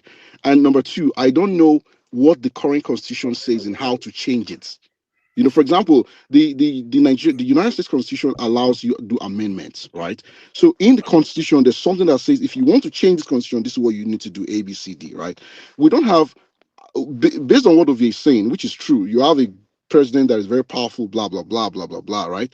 If you want to remove, no president in their mind will want power to be removed from them, right? People will always want to have more power. So maybe that's to your point, Mr. A. What you're saying is that will they even act on it, right? Mm-hmm. I don't know what the constitution says on how the process of, but I want to believe that if it's a transparent process, right, the president should not be involved. His role should be his role should not be a role where he vetoes it, right? Because Mm-hmm. if his role is vetoing it, then the constitution cannot be changed. And in that case, you now need a regime change from either how was happening in Burkina Faso or some. That's the only way you can get to that point, right? But and I'm not a lawyer, right? But what I'm saying, I'm not a constitutional lawyer, right? But what I'm saying is that and if you guys know, you can tell me. But what does the Nigerian constitution say on how to change it? And if we don't know that, then everything we were saying here is just speculations. And we should just accept that it's speculations, right? You should know your limitations. When you're like, for example, when I said I was telling OVA, I was trying to tell him that what he's saying and what I'm saying is a different way of saying the same thing. Even those governors and those senators and all those people, right? They are all working within the confines of the current constitution. The Who entire is going country to itself, the who entire is going country to itself. Yes, okay, brother. What is the process of changing the constitution? that is what I don't know. That's what I just told you now. And I asked you guys, does anyone in this place know? Glory, do you know? Do you I know don't anyway? know. Mr. A, do you know? OVA, do you know? Like, if four of us, the truth of the matter is, if maybe that is the homework that people should do, right? And if it's I would prefer that the constitution should be changed in a democratic environment because the current one we have was given to us by the military, by the khaki boys, right? So I do not trust the khaki boys to give you one because even the one we have right now is bad, right? And all I know is that if you are really going to change the constitution, you must have people from all over the country there voting and agreeing. And it starts with, do you want to even be together, right? That's the discussion that needs to happen. That has not happened in since 1960. Let's just put it that way, right? So I want to say something. I want to say something, yeah. Listening to what you people have said, David, Ovid, especially Yes. about the president having so much power. Me personally, in a way, I kind of blame the Senate because I see the Senate as that body that is supposed to checkmate the president. But the Senate that we have in this administration, they are like, I don't Rubber know, it's stamp, like rubber it's stamp, like, rubber yeah, stamp. it's like rubber stamp. You just have to blow a whistle and they will dance to whatever tune the president wants. And sometimes I feel like it's just pure eye service, psychophancy. Sometimes it's like they just want to do these things to prove to the president that, we have your back. And there's certain things I don't want to say here, but when I look at some of the people in the Senate, even the Senate president himself, Himself, yeah. you look at their Say it, file. glory, say it, glory. No, really, you look at their file, you look at the cases and allegations piled up against them, especially the Senate president himself, then you will now fully understand why it is rubber stamp the way it is. So it's like Uh, anything the president wants, boom, you get it. And they've declared it several times when they have their gatherings that, That's true. Mr. I President, don't. we are solidly behind you. Anything you want, we will do it. Everything you said is Glo- true, And glory. that's what they do. Glory, let me say this. My brother, you were asking, I wanted to be like 100%. I wanted to gather my thoughts, but the thing Okay. is, it still comes down to the president because we already know how the system operates. If the president right now wants the constitution, we already know. You have just mentioned it perfectly, Glory. It's a rubber stamp Senate. It's a rubber stamp House of Representatives, and the Mhm. ruling party. The ruling party is majority in both houses. So Mm-hmm. it's the process of getting a constitution change starts from the Senate. You have to win. You have to get 2/3 in favor of the of the bill from the House of Representatives and the House of Senate. Then the final, which what gives the legal, it's called what, the legal enforcement of that bill is the president. It's called the president's assent. So now, if the way is still the president, my brother, if the way Nigeria is, if tomorrow they want to change the constitution, the president can make it happen. But one thing I can also say is that, okay, because the president also have alliances, Hmm. maybe some of the other party, they don't want it, or they will say, oh, we won't support you, we won't do that, or maybe all of a sudden you find members of that His own party party. from members of his own party from that side of the country can decide to start the campaign, or the way now Hmm. some of them are trying to go from the ADC. But Hmm. you have seen that so far, that APC, the way it is going, the country is increasingly becoming a one-party state. Correct. Correct. Everybody is decamping and going into APC. And Mm-hmm. make no mistake. You see, something that it's already a downhill trend. So that's why someone will say, oh, from I don't believe from Jonathan. Jonathan tried. If Nigeria would have been far much ahead where it is now if Jonathan was left to lead Nigeria in peace. But this Yes. man, from the first day he entered, they actually vowed. The late Buhari, he said, "Blood of what? Of bush of monkeys and Yeah, what blood to be shed. will be shed." They vowed that this man will not see peace. He will not rule. And that's why they gave him hell. Even when El Rufai was saying it, he said, well, that is the job of the opposition, that we cannot be clapping for Jonathan. We can, But that's so, stupidity. That's no, no, madness. Did he? Did no, he? Did he? Ovie, Madness. Ovie, Ovie, did he? Did he really say that? Did he really say that? yeah, he said that, and that we could, we are 2015 or 20 No, I believe you. Don't worry, I 14. believe you. Wait, I mean, wait, I don't 20. have any. I know. 2014 is not that far away. We actually remembered all of those things, and Sure. Jonathan experienced the worst opposition he can ever experience. They When, stress that man's life and his regime. when yeah, when his wife, they used her to make a meme when she was saying that the president is calling you. I want to help you, and you don't want to come. God will should descend. Oh, there is God. Oh, there is God. That was when she was calling people that they are trying to get back the 300 girls. Do you know that Mm, politics got involved with the whole thing, and even the parents or the family members of some of those 300 girls never went for that her meeting where they are trying to see true. how they can help them. So just True. imagine, the dirty politics that these people played during the time of Jonathan. You The know, like woman had, they turned that woman into a senile person yeah, right they, in they, public, like she And was insane. that there is God is now a meme, right? It's a meme. There is no, Yeah, God. Oh, yeah.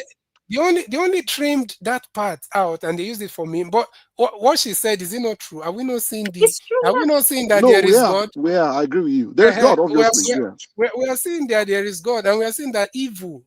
God Himself is the one that makes sure that evil comes to an. Evil cannot dominate for long, Mm-hmm. because if He doesn't do that, then there will be no. This world will not be habitable for us. It will I not be agree. habitable for. It will not be habitable for decent human beings. And I'll just final thing I will say for now is, you see this thing of presidency. If a president that has the will, that I agree has with the you. it's not even a I agree president that with you, have the Ovi. I will. agree with you on this Wait, point. just a minute, a president that have the will bring change in Nigeria. Now, you don't need to be, if you are following okay, in order not to turn this into a political or who are you supporting kind of a thing. If I'm Mm-hmm. to vote, I will 100% vote for someone. If Peter Obi is running, I will 100% vote for him. Do you know why? Track record. Forget about where he come from, or Anambra, or wherever, or whether it's Igbo. It doesn't matter, because that is the politics they've been playing in Nigeria all this time. Identity politics. That's why the last time they said, some people were shouting Yoruba local, some people were shouting Arewa. All those rubbish is why we are where we are today. All these useless identity politics that we're playing. But if you look at somebody's track record, Peter Obi is somebody that, even if there is insecurity happening in his village, if he needs to take out 500 people from that village, he will. That is why he was able to end there was a lot of insecurity in Anambra during his time. It all ended, and that you're talking about a frugal person that is that knows how to manage resources. At Mm, least that one people cannot deny that one. The man mm, knows how to manage resources. All these people, there's no way they are going to let somebody like that to come into power. If that man has gotten into power, if that man had been the president of Nigeria, I'm telling you, terrorism right now, we'll be talking about where is it remaining. That's what we'll be talking about now. Where is it remaining? But because of this, and Nigeria has a psychophancy problem, like you mentioned, Glory. You see, Nigeria mhm. has a psychophancy. That is why somebody like what's the name of that pastor from South South? Um, I saw his clip. Suleiman. or see, you can use No, Renault, no, Renault mockery. Renault is an no, easy no, psychopath. Yeah. That guy is no, no, very no, no, no, annoying, to no, be no. honest. Reno is doing a job. All these people are That one is no, what no, David it's called real. They are stomach all employed infrastructure. now. That is what he is.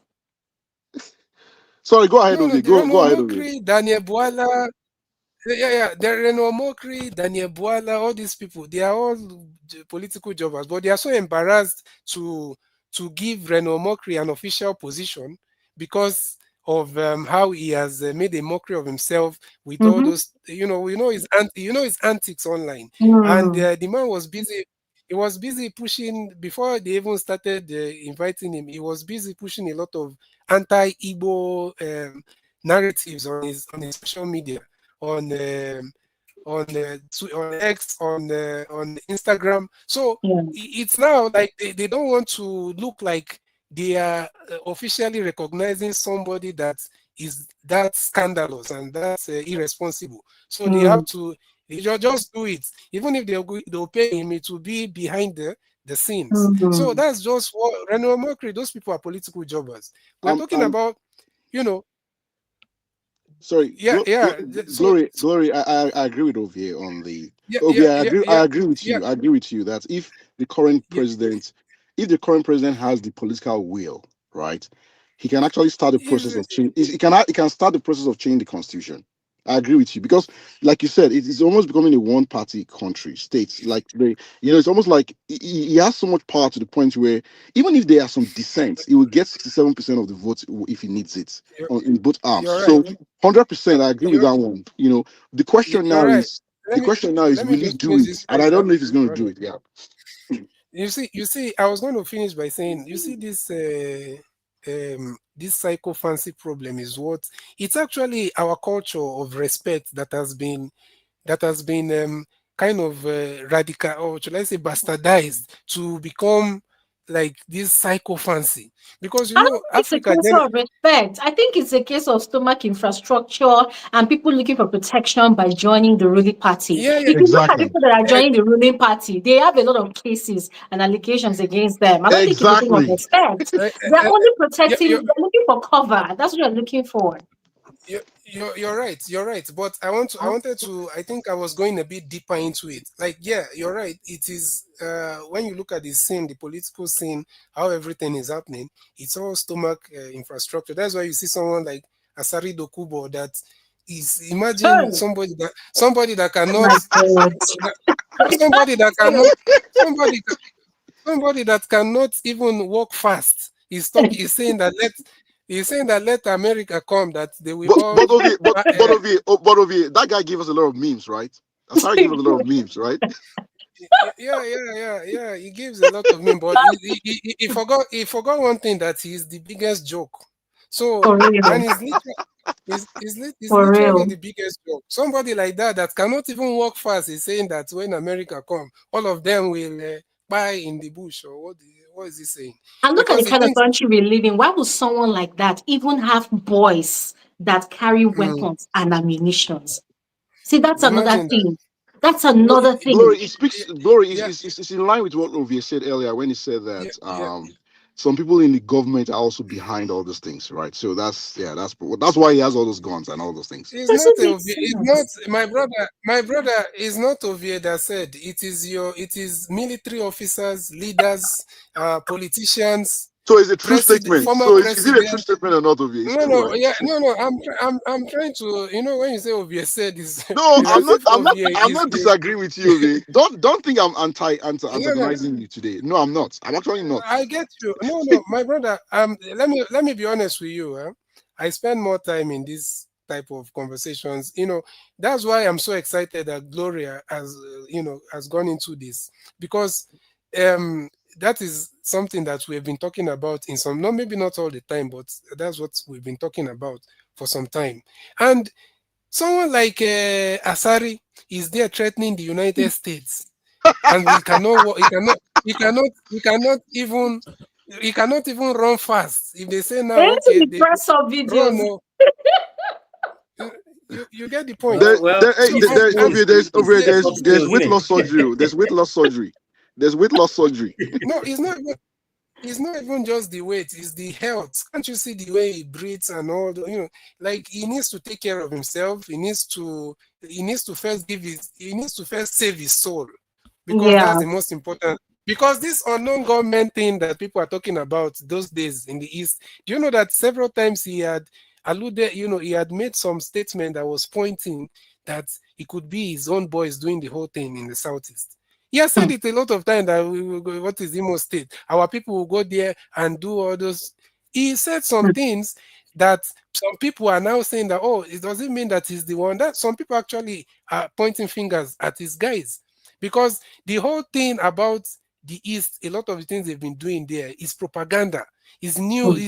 That is how Nigeria functions. If you don't understand, that's why some of us, when we understood that, we just be like, okay, we already know what this thing is. But there are some Nigerians that are ignorant and that think that some unknown gunmen have decided to come out and start killing their people.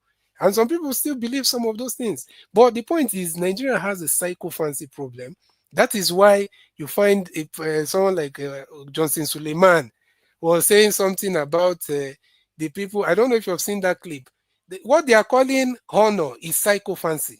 He's saying Mm-hmm. that he likes some people in some other part of the country. I don't want to make it a tribal thing. He likes some people in some other part of the country because they give honor to their elder, to the which honor, the psychophancy, eye service, those are not honor. Exactly. Exactly. Psychophancy, and somebody is doing evil, you cannot stop them because of what you cannot tell them this is what you're doing because of what you want to get from them. That is Mm-hmm. not respect, that is not honor, that is psychophancy, and that is performance. You're performing. So that Mm-hmm. is what the countries that these people are sending their kids and that are dreaming. People, some of the people are dreaming to go to and live where they are even going to do prayer points to go. Those countries, even if you're 90-year-old in this place and you're misbehaving, a boy of 15 can come and tell you you're a stupid man, you're an evil man, you're wicked. That is the society. So that is not okay because you are what, you have something, or you're a big person, and or your age, your age has gone up. Then people will keep quiet when you're an evil person, because we need to understand that is about good and evil, not Mm-hmm. any. The most evil person can be the oldest person in the room Mm-hmm. sometimes, and the most evil person can also be the youngest person in the room. So when you look at it that way, that is how you respect people. And that's why I don't buy. In fact, my place where the way it's saying South, they don't have respect. Your own is to carry. We have to continue that way. We have to make sure that when somebody is foolish, we point out the foolishness. When Mm-hmm. somebody is evil, we point out the evil that person is doing. So But what they are but calling Exactly. honor is psychophancy, It and but is. because you sorry, get the Ovi, point. Ovi, sorry, just on that culture thing, that cultural thing that you're talking about, right? I think that in a way, I agree with Gloria when she said it's more. It's not the culture. There are some cultures where they have a lot of honor and respect and all that, right? But those same cultures, if you go to actually how it's done in the villages and all of those places, if an elderly person steals, you'll be banished from the community. So the same culture is tough too. They are just cherry picking what they want to say. They are just choosing the one that fits suits the narrative that they want to say, which is that this culture is the one that says that you should always um, prostrate and blah blah to elders, always defer Mhm. to them. But if you actually probe further, right, and you go to the hinterlands of those cultures, right, if you do something bad, you will be ostracized from the community in those Yeah. cultures. So Yeah. they chose. It's a kind of again, it comes down to this cherry picking thing, right? Almost everyone has a narrative.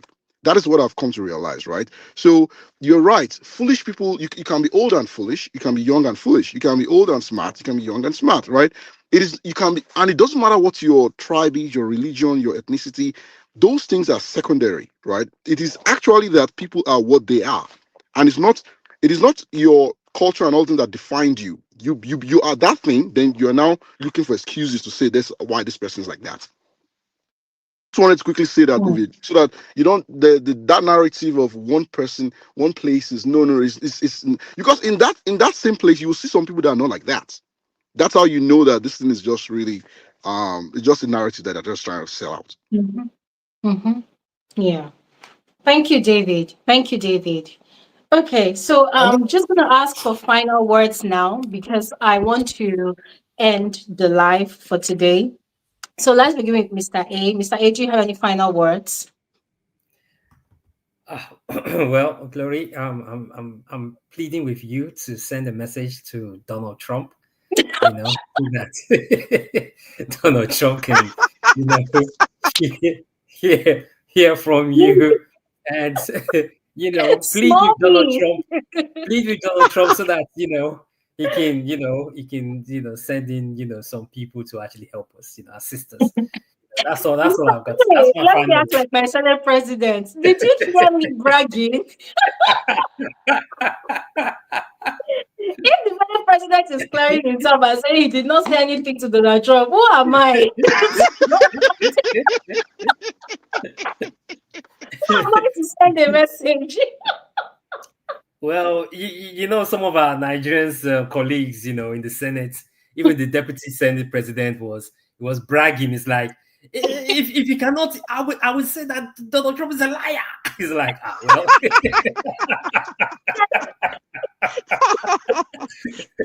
No. I'm playing the path of wisdom now, like the Senate president. Who am I?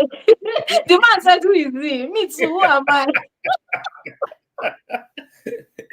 but all well and good. I mean, listen, I wish Nigeria. I wish, I'm praying that, it'll be good. It'll be better one day, Yeah. definitely. As my dad, God rest his soul, always used to tell me, you know, yeah, the Nigeria will be better. It'll be good one day. Ekoko ni Hmm. baje. That's what he always keeps on saying. But anyway, yeah, you know, I'll leave it. Amen. I'll leave it Amen like to that. that. I'll leave it like that. Amen. Well, Thank you thank you very so much, much. Mr. Thank you so Ray. much, Glory. Thank you. It's been Thank a you. very enjoyable discussion today. And Thank please, you. more of this. We love more of this. Please, try and do more Absolutely. videos, of this sort of Absolutely. topics, because I mean, I'm Absolutely. really enjoying the conversation. And guys, Ovi and David, thank you so much, guys. Enlightening Thanks, conversation. Trey. We're Yeah, great, thanks. great. Having you on board. And having discussions like this also. Yeah. Yeah, So anyway, Thank you guys, so have a much, great yeah. Mr. weekend, Ray. and yeah, hopefully next week.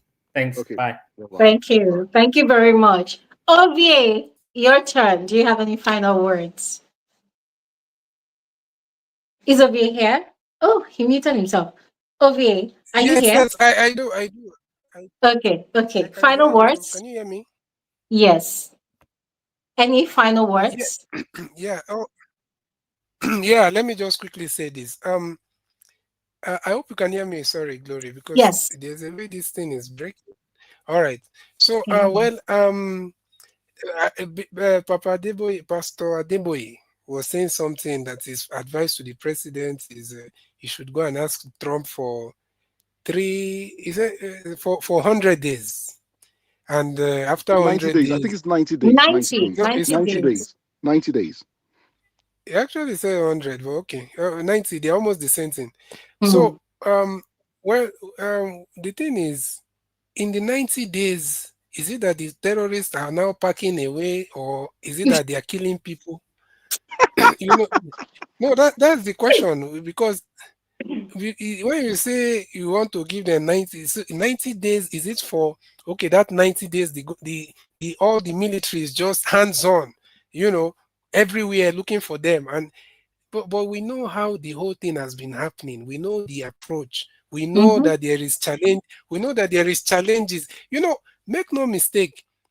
That's the thing that when I heard, I said, "Oh, I can't speak against this pastor, but I can't agree to this."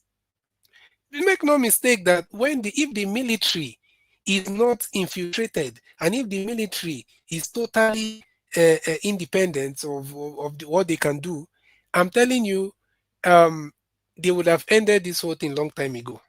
Mm-hmm. So it's not a military going after the terrorist issue. It is an issue of cleaning up the military first, Mm-hmm. and after cleaning up the military, then you now put people that are capable and people that merit it, not repentant terrorists. Mm-hmm. So now what so-called repentance, they say there's repentance, but I don't Hmm. understand how that even works in a sane society, Right. repentant terrorists. And you don't just repent them to now, okay, go there and maybe they start becoming, they start teaching themselves, not even teaching the public. Oh. When a terrorist so-called repents, they should be able to gather them somewhere and they start teaching themselves. Don't even bring them to the society first. Then, after you have vetted them for many years, then they can now live in a secluded area because you have to make sure that these people are totally de-radicalized. But military is the last place you should put somebody that has been using the weapons to turn on people, and you're putting them in the military. How, Glory, please help me. How is this thing making sense to anybody? It does I'm not make sorry. So, sense. See, I'm going to so answer you. I'm going to answer you, and I'm going to be very raw and honest. People are going to think I'm being very emotional here, but I'm yeah, sorry. There's no such thing as a repentant murderer. You've killed thousands, hundreds and thousands of people, displaced them, raped a lot of women, wreaked havoc in different communities, and then the government labels you as repentant. I'm sorry, you are going straight to the firing squad. So if you ask me, oh, as a common regular Nigerian, there's no such thing as a repentant terrorist. That should not even exist. It is a grave injustice to the multitude of people that have died in the hands of these people. So they shouldn't even be in the army. They shouldn't even yeah, be yeah. anywhere. They should not even exist. They shouldn't. That's because exactly, and it's allowed to happen because they feel like they don't see them as what they are. They actually see them Exactly. as people. They see them as people fighting for Islam or fighting for or their you know. So when they see them like that, so it's not easy for them to now treat them as terrorists, and that is the problem that we are having.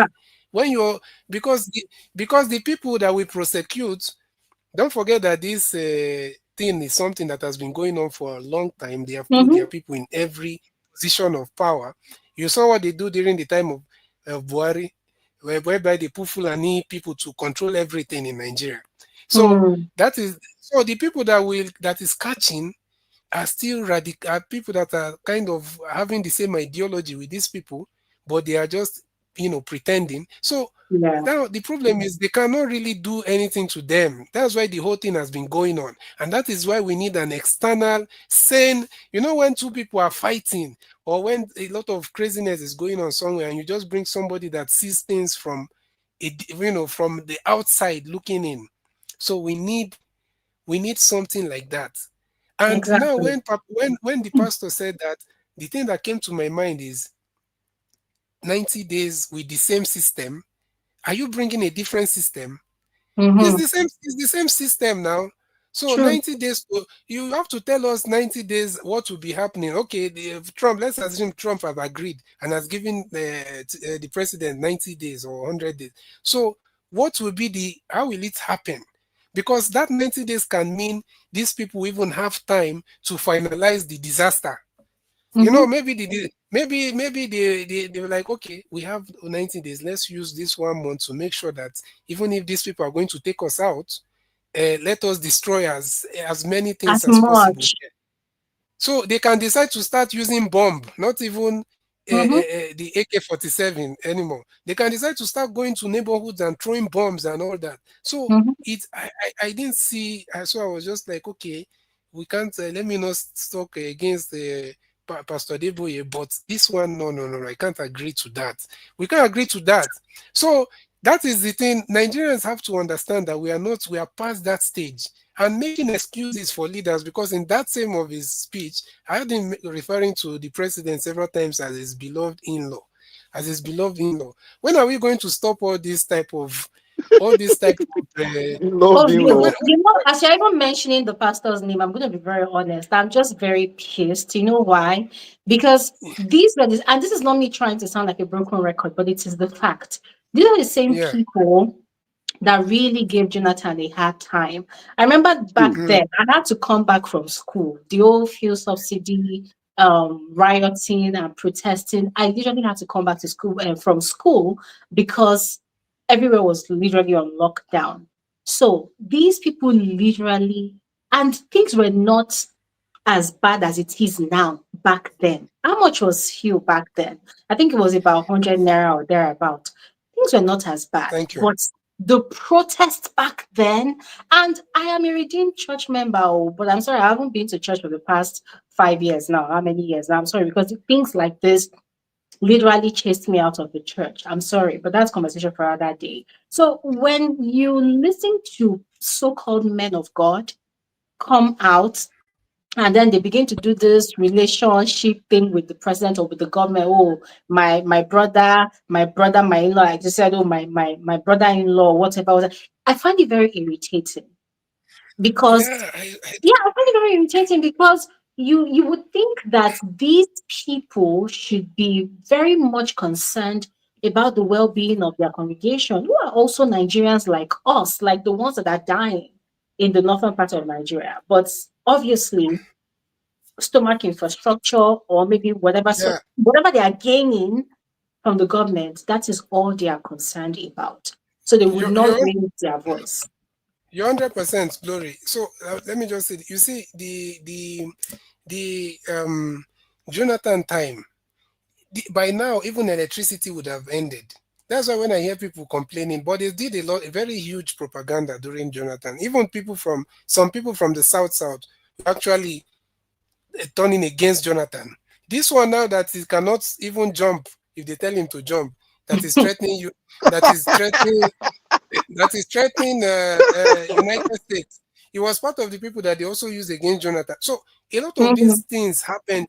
Jonathan, you see what Abia have done with this their power, the geothermal power that Professor Batinaji, is that is his project, right? That mhm, Abia State have decided to now like uh, fund and all that support, and now it has is giving constant electricity to nine local governments in mhm, Abia State.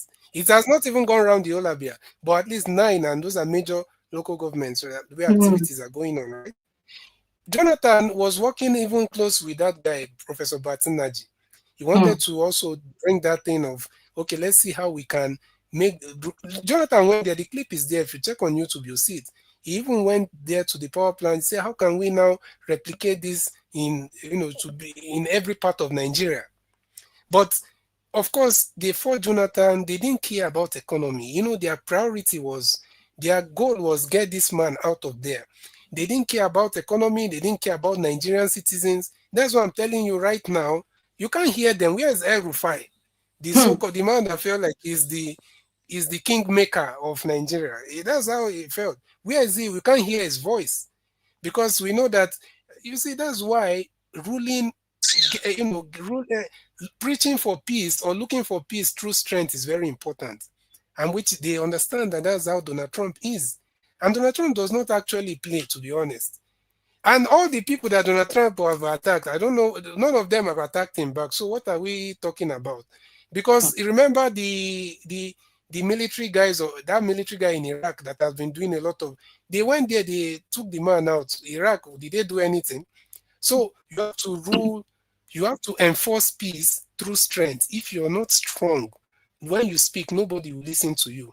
During the mhm, time of Joe Biden, America was giving statements to everything in the world. nobody was listening. But Trump, if he tell you stop and you don't stop, then anything you see, you have to take it like that. So At that least is something why, that terrorists fear. yeah, and that is what we need urgently. We need that urgently. We cannot, these guys, if they have not failed us, we will be saying, let us give them a chance. In fact, I will support Pastor Deboye. But once you see that system has failed totally, and you know that a lot of compromises have been are there in the force, in the military, even the somebody says state police. Will you also do state soldier or state military? Don't forget that when they want to really do something, they don't even go through the police; they go through the military. So Mhm. if you're not going to do state military, so what's the point? Because police, we only know them for, we know what we know them for now, many of them, right? So this, as long as we need proper restructuring, that is what can, really help the country, where everything, so that people can be able, even in America, they also have states. Each state has their own reserved forces. So they have their own military. Oh. So that's not even something that, in a sane society, that's how it works. So for people that, I will just end by saying, for people that are saying, putting these things of America has never left somewhere. I saw someone post it. I know America have never left somewhere in peace. All that. All those are propaganda. It's either you're emotional, or you're thinking based on religion or tribe or whatever, or you're just ignorant, or maybe you're one of the people paid, because they have people also that are, but is either you are that, or you're ignorant, because you have to look at the track record of where these places, and these places that Trump have intervened, and how is it going. The man, up to tomorrow, what is happening in Ukraine that started under Joe Biden, it's actually started during Obama's time, but the escalation under Joe Biden, what is happening there, it would have become 100 times worse if Trump has not been, being tough on Putin. He has been talking to Putin. He has met with Putin. Putin has even told them, the recent one now, that okay, if you get Donetsk, if you get Donetsk, the whole thing ends. Because his own main concern is that, okay, since you guys have decided, because the whole thing was, you're bringing NATO to my doorstep. So, and I don't want that, because we already have an agreement. You guys stay far away from us. So if you want now for this whole thing to end, we have decided you guys can decide to go and do whatever you want.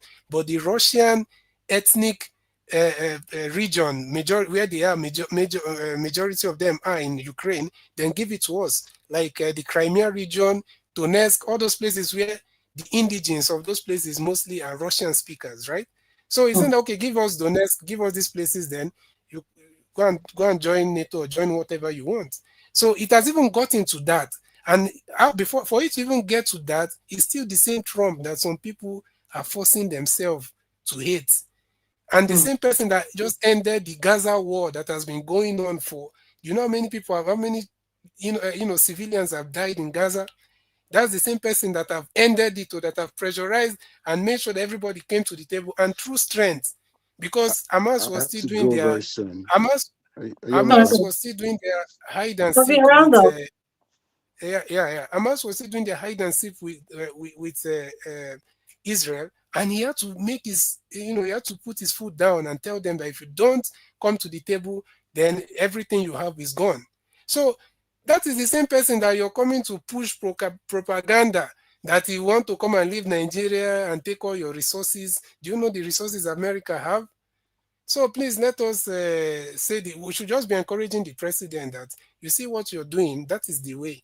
If you can make sure it's real or not propaganda, because Yeah. Nigeria, we know how they've been doing propaganda. What you're doing by overhauling the military and declaring emergency and reshuffle, all of that, that is the way. That is the way. Now go Okay. in, make sure that you clean up the military, make sure that you put people that can, that are not affiliated to terrorists. Then when you start doing all that, then you start building back the confidence of Okay. Nigeria of Nigerians in the government. And that is the way, instead of all this their propaganda they are spreading everywhere. Thank you All so right. much. Thank you so much, Ovi. Thank you so much for all you have shared. All right, David. Sorry to keep you waiting. Final No problem. words. Okay, my final words is this, right? When we are faced with information, right, we have to go to historical past to know what the past says before we actually address the issue, right? You have to have an open mind, get all your facts right, have all your information in your hand. And if you do not have it, know that you don't have all the information in your hand, right? No one is going to save someone else, right? I know this is my final words. I just want to quickly say something to what Ovie said, and that will be on another day, right? The Gaza thing he talked about, the issue of Gaza and Netanyahu and Hamas, it was all a political ploy because it was intentionally made. And lots of people in the United States will agree with me with what I'm about to say. It was intentionally made that before the elections last year, Biden had already put things in place for that thing. But Trump himself said, do not let this thing happen. I need this thing to continue because it's going to give me political power, something to speak My about. brother, Because what is then, your source of no, no, Trump saying that? Ovi, it's Ovi. Don't worry. I'm just saying. It's another day. We can talk about that another day. I You are struggle, accusing Trump, right? oh, be careful. You know you're I, in I America. They will remove it's your visa, oh, brother. Ovi, don't worry, I'm fine, I'm fine. Don't I'm happy accuse that Trump, oh. I'm actually happy that you're concerned about me, but I'm fine. Just believe me, I'm Yeah, very, very fine, don't, right? don't accuse Trump, my brother. I'm very, very Don't fine. accuse But Trump to make your point. hey, Don't accuse Trump to make your point. Let me finish now. Let me see But what I you want to want to say. finish, Ovi, let Obi. me talk now. You've said yours, right? And I struggle with anyone who has a very positive image of Trump, knowing full well what he stands for, what he has stood for in his entire life, right? Right from when he denied people in Central Five in New York housing, and he took an op-ed to them, how racist he is, how bigoted he is, how all his policies are that, how he called Africa a shithole country, right? These are facts. These are not propaganda. I struggle with understanding how reconciling that. And I also understand he has a strong man appearance, right? So I struggle to see how that you cannot just take the word of the individual like that. On top of that, he's someone who's a transactional, right? So I will be I'm happy that he has brought this to the fore. Let's put it that way. I'm happy if there's a light in the tunnel, if there's a good thing in all of this, is that the current government in Nigeria now have to sit up. They have to sit up because they know that there's someone somewhere that is maybe it's 90 days, whatever days they have, right? There's someone that's going to be looking at it. But be very, very careful when someone outside wants to help you. Be very, very careful when someone outside wants to help you. The help always comes with something. And I'm not this is not propaganda. This is the fact. Nobody likes you more than yourself. It's only when your house is in fire, you try to fix it. You don't, and if you cannot fix it, fine, then you ask for help. And it's one thing for you to ask for help, and the help is, oh, we need this weapons, we need this, that, we need that. It's another thing for the person says to tell you, I don't even trust I'm going to give you those weapons because I think you're compromised, right? So I'm just going to come in and do the work quickly and leave, right? I don't know. I just still I've listened to all the conversation the past 3 hours, and I'm still not convinced that you should not you should ignore that part of it. That's what I'm saying, right? For to the common man, it's I hope things get better.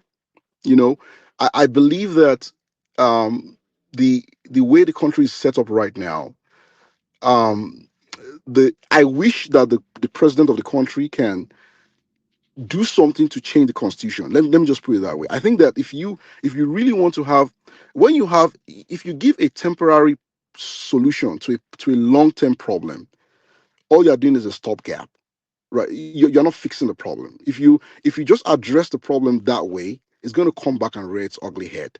Maybe the final solution is something in the lines of restructuring, or even separation and all that. Maybe that's actually the final solution. Maybe that's actually the solution that they should be looking at, rather than something that is just temporarily somebody comes in, stops it for a while. That's the showmanship we've been talking about. That is the thing that people can see the BS in all of this, and that's why I have to be. Look at what Mama Bato said in the comment section, right? She's talked about almost every African country has one issues or the other. Okay, they're dealing with something in South Africa, Tanzania. We know the With all due elections in respect, Tanzania. Mama Bato cannot even understand what we are No, talking no, no. about. Well, It's, I'm trying to make a point here. I'm rounding up, right? So there are lots of problems going on in Africa right now, Glory, right? And Ovia, Mm-hmm. there's issues in Tanzania, the elections in Tanzania, the issues in Biya in Cameroon. Alassane Ouattara, we know what's happening in Cote d'Ivoire, right? We know what's happening in Madagascar. Like any way you look at it, right? People have, at the end of the day, all politics is local. And if you look at it at the end of the day, everything has no country is saying that if you the concept of a sovereignty of a country is that the country also has the right to ask for help when they need it, right? So but when you don't ask for help, but someone in your country asks for help, then that looks bad on the leader of that country. And that's what has happened in this case, right? Because Mm-hmm. the leaders of the country ignored it for a long time until the people cried out and someone else heard it outside. So again, I Mm-hmm. don't fault that at all. I'm just saying pay attention to who is trying to help you. Don't take something and then at the end of the day you look back and you're like, if I had known that this was XYZ. If someone likes dictators, I'm going to end on this point. If someone likes dictators around the world, right? Someone that correlates to dictators, it looks at Duterte friendly. It looks at Putin friendly. It looks at Kim Jong Un friendly, right? There's someone that is behaving like that, right? And all of a sudden, Maduro in Venezuela is also a dictator, but he's not looking at him friendly. And then he's putting soldiers, chiefs around Venezuela, and you know Venezuela has oil. Nigeria has oil. It's hard for you not. I'm not saying this is what is going on, right? But I'm saying it's hard for you not to ignore that information. Last point is this, right? Beware of when you become a pawn in a game, when you become a proxy war. Since the end of World War II in 2000, in 1970, 1940, 48, 48, 49, right? The US has been on proxy wars with many countries around the world. Two countries majorly. Two initially with Russia, USSR. When the wall fell down in 1991, when the Berlin Wall fell, up until now it's China, right? Look at this scenario, right? Trump says something. Nigerian government for calls them out for their BS. The government tries to react. Who comes to the aid of who is now talking for Nigeria? China, right? China is now saying that, oh, Nigeria is doing the right thing. Nigeria is becoming a proxy war for those two countries. We all know that out of the 54 African countries now, China is in 75% of the countries already, right? So you have a proxy war between so to speak, a cold war between China and US, and they are using different countries around the world. And now Nigeria is almost becoming. This goes back to what I was saying about BRICS. Nigeria is becoming part of that proxy war. So it might favor you in the short term. Will it favor you in the long term? And if you are one of those people that do not look at the long game and all you are interested in is the next 2 months, the next 3 months, you might get what you want. You might get the killings to go down. And even if you so look at what happened in Sudan. in the meantime, the killing should be going up, No, or no, no, should no, no, no. remain. I do not want. See, I'm not saying that it should My not. brother, we have so much Wait, oil let that me let me end. that Let me end. Dangote is going to the Glory, US glory, to glory. import crude. Ovi, Wait, What's the Ovi, point? Let me just end. Let Ovi, me just end. let him finish. Ovi, Yeah. I understand that you don't agree with my point at all, but that's fine. You see, that's why we're in this conversation. We're having a conversation. You don't have to agree with me, right? If everyone in this place says the same thing, it's almost like it becomes an echo chamber, right? Then you Mm-hmm. now become it's now be like we're just coming to reinforce ourselves that we're saying the right thing, and that is not what you want. You want discussion. You want to see someone that is saying something from the other side, and you might actually pick something from that thing. Remember when you said something about the president? If the president has the power to do, I agree with you. I said yes, you're right there, right? If you hear one of the things about um discussions is when you bring your premises and your arguments is if you hear something that is solid from someone else, you actually it might be right. No island, no man has all the information. That's what I'm getting at, right? You might, no matter how good, no matter how airtight you think you are, you might hear some information that you never knew before. Mm-hmm. And to back let me conclude now. I will be so wary of an individual. So just take a step back, right? I don't want the killing to continue. I do not want it. I would rather, based on what has happened now, the Nigerian government sits up and do what they're supposed to do, right? Then they do not sit up and then they just allow a foreign government come into the country. That is what I'm saying. I'm saying that the solution should come from the people of the country. I'm not saying that there should be no solution. So if you don't get me wrong, I'm not saying that I want another life to die. That's not what I'm saying. I'm saying the answer to the problem should be that the foreign power forced the people, which should not have happened in the first place, but they forced them, and now they are doing what they're supposed to do. But I do not want the answer to be that the foreign people came to the came to Africa and did something. No, I rest my Yeah. case here. It's hard to. Thank I don't you. know if you get what I'm saying, but I'm I not. get what you're I saying, I'm David. really not. I'm really not against all that Mr. A and Ovi. Where we want to get to the same place, Yeah. which is that there are no debts. The question is, how do we get there? I am. My thing is, we should get there the way I'm saying, which is their hands are forced. Now they have to do what they have to do to Yeah. but keep the foreigners from coming.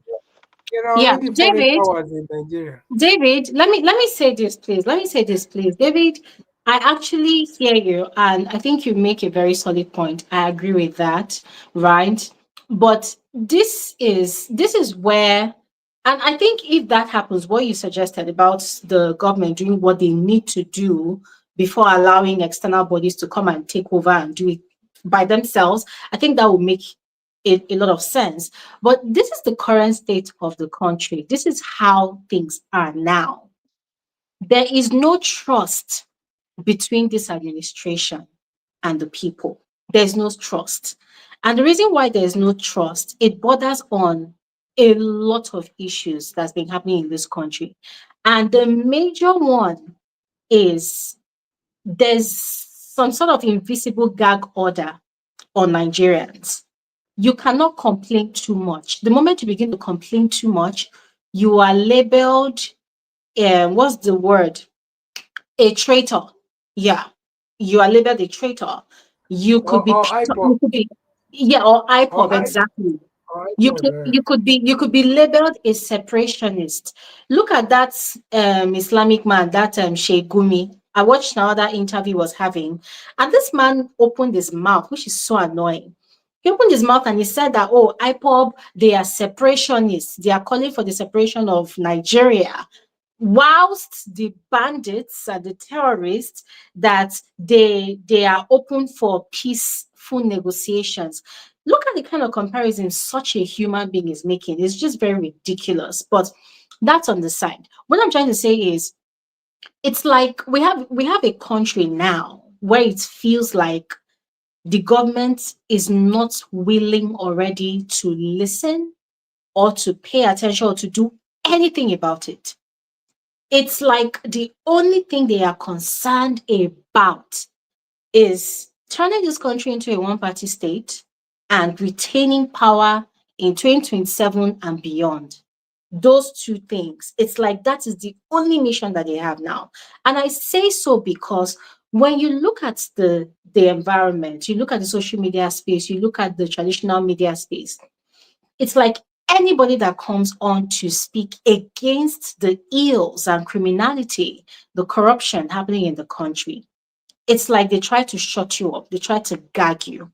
So if you look at the majority of Nigerians that are relieved and calling on Donald Trump to come and help in eliminating insecurity permanently, it is coming from those people who are who have either been directly affected, or those people that know that no matter how much they talk, this government is not willing or ready to do anything about it. And this is not propaganda I'm speaking. No, this is what it is in this society as it is now. So the multitude of Nigerians that are saying, you know what, we've been talking for so long, nothing has been done, and doesn't look like anything will ever be done. Every year, there's a new budget to tackle insecurity. But it looks like some people are benefiting from that budget. So they just want the insecurity to continue. You know what we talked about people who benefit from war, right? It's like that is what it is currently. Oh, let the struggle continue because there are some people that are actually benefiting from it. That's what it is. So currently, the majority of Nigerians who are really calling on Donald Trump to come and help, they are those ones that just know that, okay, we've talked for so long, we've talked day in, day out, and nothing has been done. It doesn't look like anything will ever be done. So at this point, we give up talking, let Donald Trump just come and tackle this thing once and for all. Those are the people that are actually looking forward to this assistance. Glory, Honestly. don't forget that the foreign powers or foreign forces are already in Nigeria. These people always tell us that the Mhm, terrorists are from outside Nigeria.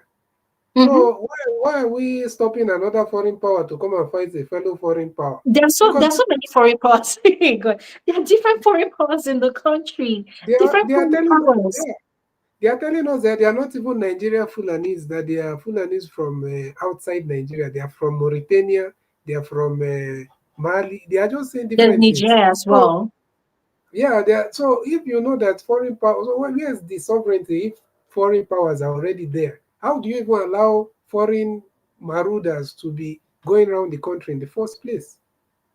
So the point I was trying to make, David, is that what you said, very brilliant. And with all my heart, I would really even prefer that we have a government that listens to the people, pays attention to what's happening in the society, and actually takes action. But unfortunately, just like the Buhari's government that's wrecked this country for 8 years, we're having the same situation currently. Because look, all of a sudden, this current administration now, it's like they are giving daily, what's it called? Is it report? Oh, we tackled this bandit here, we tackled this one there. But before last week, everywhere was quiet. The only thing you would hear in the news, the only thing you are seeing happening, people are having political rally. Imagine the ruling party, they had is it a political rally? Was it a rally or what? They had a gathering, this their annual gathering. They had it, I think, was it 2 weeks ago, where they're already talking about 2027 election. They are not deaf. They hear these complaints. They hear this news from left, right, and center, but they are not concerned because all of their focus is on retaining power, not giving room for any opposition to thrive in the country, which is madness. Because at the end of the day, you want to rule Nigeria, you want to rule Nigeria, you want to be the only political party that is in power. So when the terrorists continues to kill and kill and kill and kill and kill, what will be left of the people that you want to rule? What will Can be prob left can problem solve problem? at all? There's no way you will if you're telling somebody that is the problem to go and solve the problem. How is that? Maybe now one of those military that is actually the one collaborating or giving information, maybe one of those officers or generals. You now tell him to, I give you in the command to make sure all the terrorists in this area are all taken out. Do you know they can decide to go and take out innocent people and say those are the ones.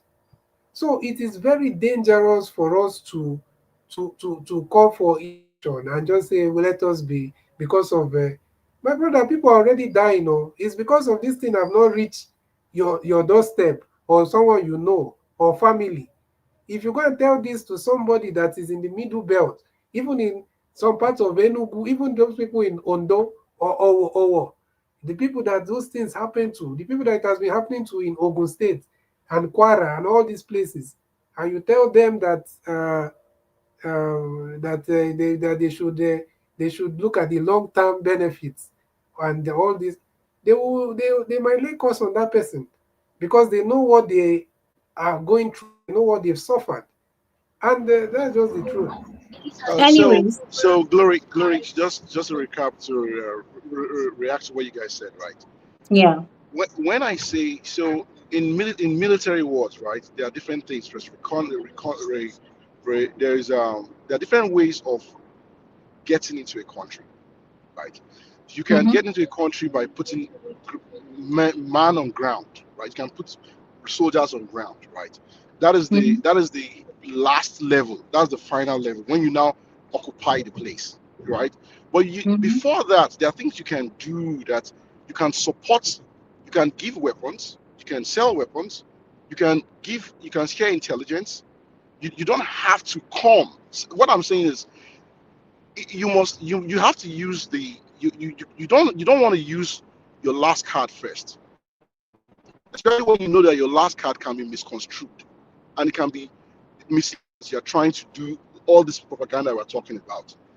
You should Mm. use, again, it's like you don't want to use a nail, you don't want to, We can't hear you, David. it's not just, yes, you have the power. Hey, hello, can you Okay, hear I me? hear you now. Hello, Yes, I can hear you hello. now. Oh, okay. Yeah, I'm Yeah. driving. That's why. So, Okay. you have to be very smart when it comes to military engagement in a country. There are different levels. I will want to know what level they're talking about. I mean, are Mm. you just Fair going enough. to support the military? Do you understand what I'm saying? I'm Yeah, not I get saying. you now. See, I'm not saying that you should. You don't have to. The worst case. What is the worst case scenario? The very, very worst case scenario is what happened in Hiroshima and Nagasaki in Japan. You just drop an atomic bomb and bomb that place completely. We're not saying you should Yeah, do nobody that, right? wants that. From that is the worst case. The best case scenario is you don't. You actually are behind the scene helping that military of that country to do what they're supposed Yes, to do, right? When yes. when Ovie was talking about if the 90 days that Adeboye gave, right, the pastor gave, the 90 days, if you don't change the structure, it's going to be the same result. There's not it's correct. Ovie is correct in saying that if even if you give him 1,000 days, right, Mm-hmm. if you've not changed anything, you get the same result. Well, one of the ways you change the structure is what is the interaction between the U.S. military and Nigerian military. Mm-hmm. That interaction can change, and that interaction can change the structure and can give victory where there was no victory before. That's what I'm saying. Mm-hmm. So I'm not against. Yeah, it's true. But what is the help they're going to give? You Yeah, know, I think what they are struggling with, and this might actually support what you and Ovi are saying earlier, and Mr. A, is that I need to be, for me to even share information with you, I need to be sure that you are not one of the people that is even causing the problem. exactly. Right. So maybe that was one of the reasons why they didn't want to sell some things to the Nigerian government during Jonathan's time, right? Because when Jonathan cried out that there are some people in my cabinet that already, so why will I Mm, now give you weapons when I know that it's wrong, fall into the wrong hands? exactly. What weapon will I give you that will not end up in Boko Haram's hand, right? Exactly. So if they can cross that bridge, if they can hash that out, then they may not need to go and do an all-out expedition. That's what I'm saying. They don't need to do that all-out man on the ground, boots on the Mm-hmm. ground. They don't have to do that. Look at what Yeah. they are doing. Look at what they are doing in Venezuela, for example. In Venezuela, the Navy boats, the U.S. Navy boats are they are around the. They are not in the country. They are not in the on the shore, right? And that is already it's actually causing havoc in the country because they know that there's presence there. It's almost like you are psychologically it's a psych op, right? You're psychologically bullying them to do the right thing. So if that's Mm, what they want to do, that's fine. All I'm saying is just remember there are All different these ways of scenarios. intervening. Okay, mm. Thank you I'm so done. much, Thanks. David. Okay. Thank you. Thank you so much, Ovi man. I wish we could stay longer to keep talking, but it's time for us to call it a night. Yeah, but Yeah, really, I appreciate both of you and Mr. A for taking your time to really give attention to this conversation. It's something that's really a pressing matter for all Nigerians. It doesn't matter if you are home or abroad, because at the end of the day, if you're abroad, you still one way or the other want to come back home. And or you probably have people back home that you want to be safe and protected. So I'm really glad that we're having this conversation. Now, ever way it goes, even if we disagree or we have different opinions about it. At the end of the day, we just want protection for all Nigerians because all lives matters. It doesn't matter if the citizens involved are rich or poor. It doesn't matter if the people living in these affected areas are rich or poor, if they are the elites or not. All lives in Nigeria matters, and that is what we're asking of our government. We just want our leaders to take us serious. We just want our government to accept and acknowledge that our lives are more important than the lives of these terrorists that they are protecting, because at this point it's looking like they are protecting these terrorists more than actual common regular Nigerians. And that is not what we want. And I will say again, I stand on what I said before. There's no such thing as repentant bandits. There should not be anything like repentant bandits. There should not be any form of negotiations. These bandits, these terrorists should be eradicated once and for all, like eliminated permanently. They are a menace, a disease in this society. They should not be allowed to thrive. They are festered like a very, very terrible wound, and they are causing more damage than expected. So they should be eliminated once and for all. So whatever it is, whether the US wants to assist or whether the Nigerian government is saying that they are equal to the task, we want to see result.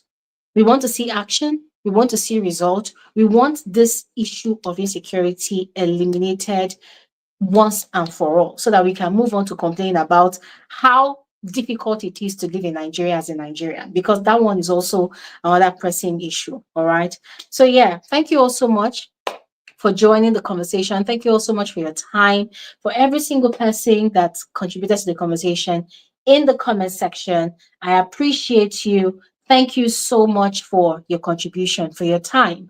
AB Okuli, thank you so much for sending in a donation. God bless you. I really appreciate you for your kind gesture. Mabato, thank you so much for your contribution in the comment section. Onlight, thank you so much. Caroline, Medina Abubakar, thank you so much. There's also Pauzo, thank you so much. Zamio, thank you so much. I see you. Thank you so much for your contribution. Any Simple, thank you so much. I really appreciate your contribution. Yes, and if there's anybody I did not mention, my apologies, but really thank you all so much. And also to the silent viewers and listeners, thank you so much. I appreciate you. If anything comes up within the week again, I will definitely set it up as a topic of conversation for next week, Saturday. If not, we are going to go back to the topic I wanted us to handle today, which we did not handle, and that is the abuse of young children. Yes, I told you all last week that I was trying to coin up the right or appropriate title for a topic of conversation. That still holds. So if anything comes up about this conversation of insecurity, that is what we're going to be addressing next week. If not, we will go on to the conversation of child abuse in homes, in certain homes. All right. But for today, that is all. Ladies and gentlemen, thank you all so much. I really appreciate all of your time once again. Enjoy the rest of your evening. Enjoy the rest of your weekend. And I'll see you guys on my videos if I upload videos this week, or on Saturday during our Saturday live conversation. Have a good night and bye.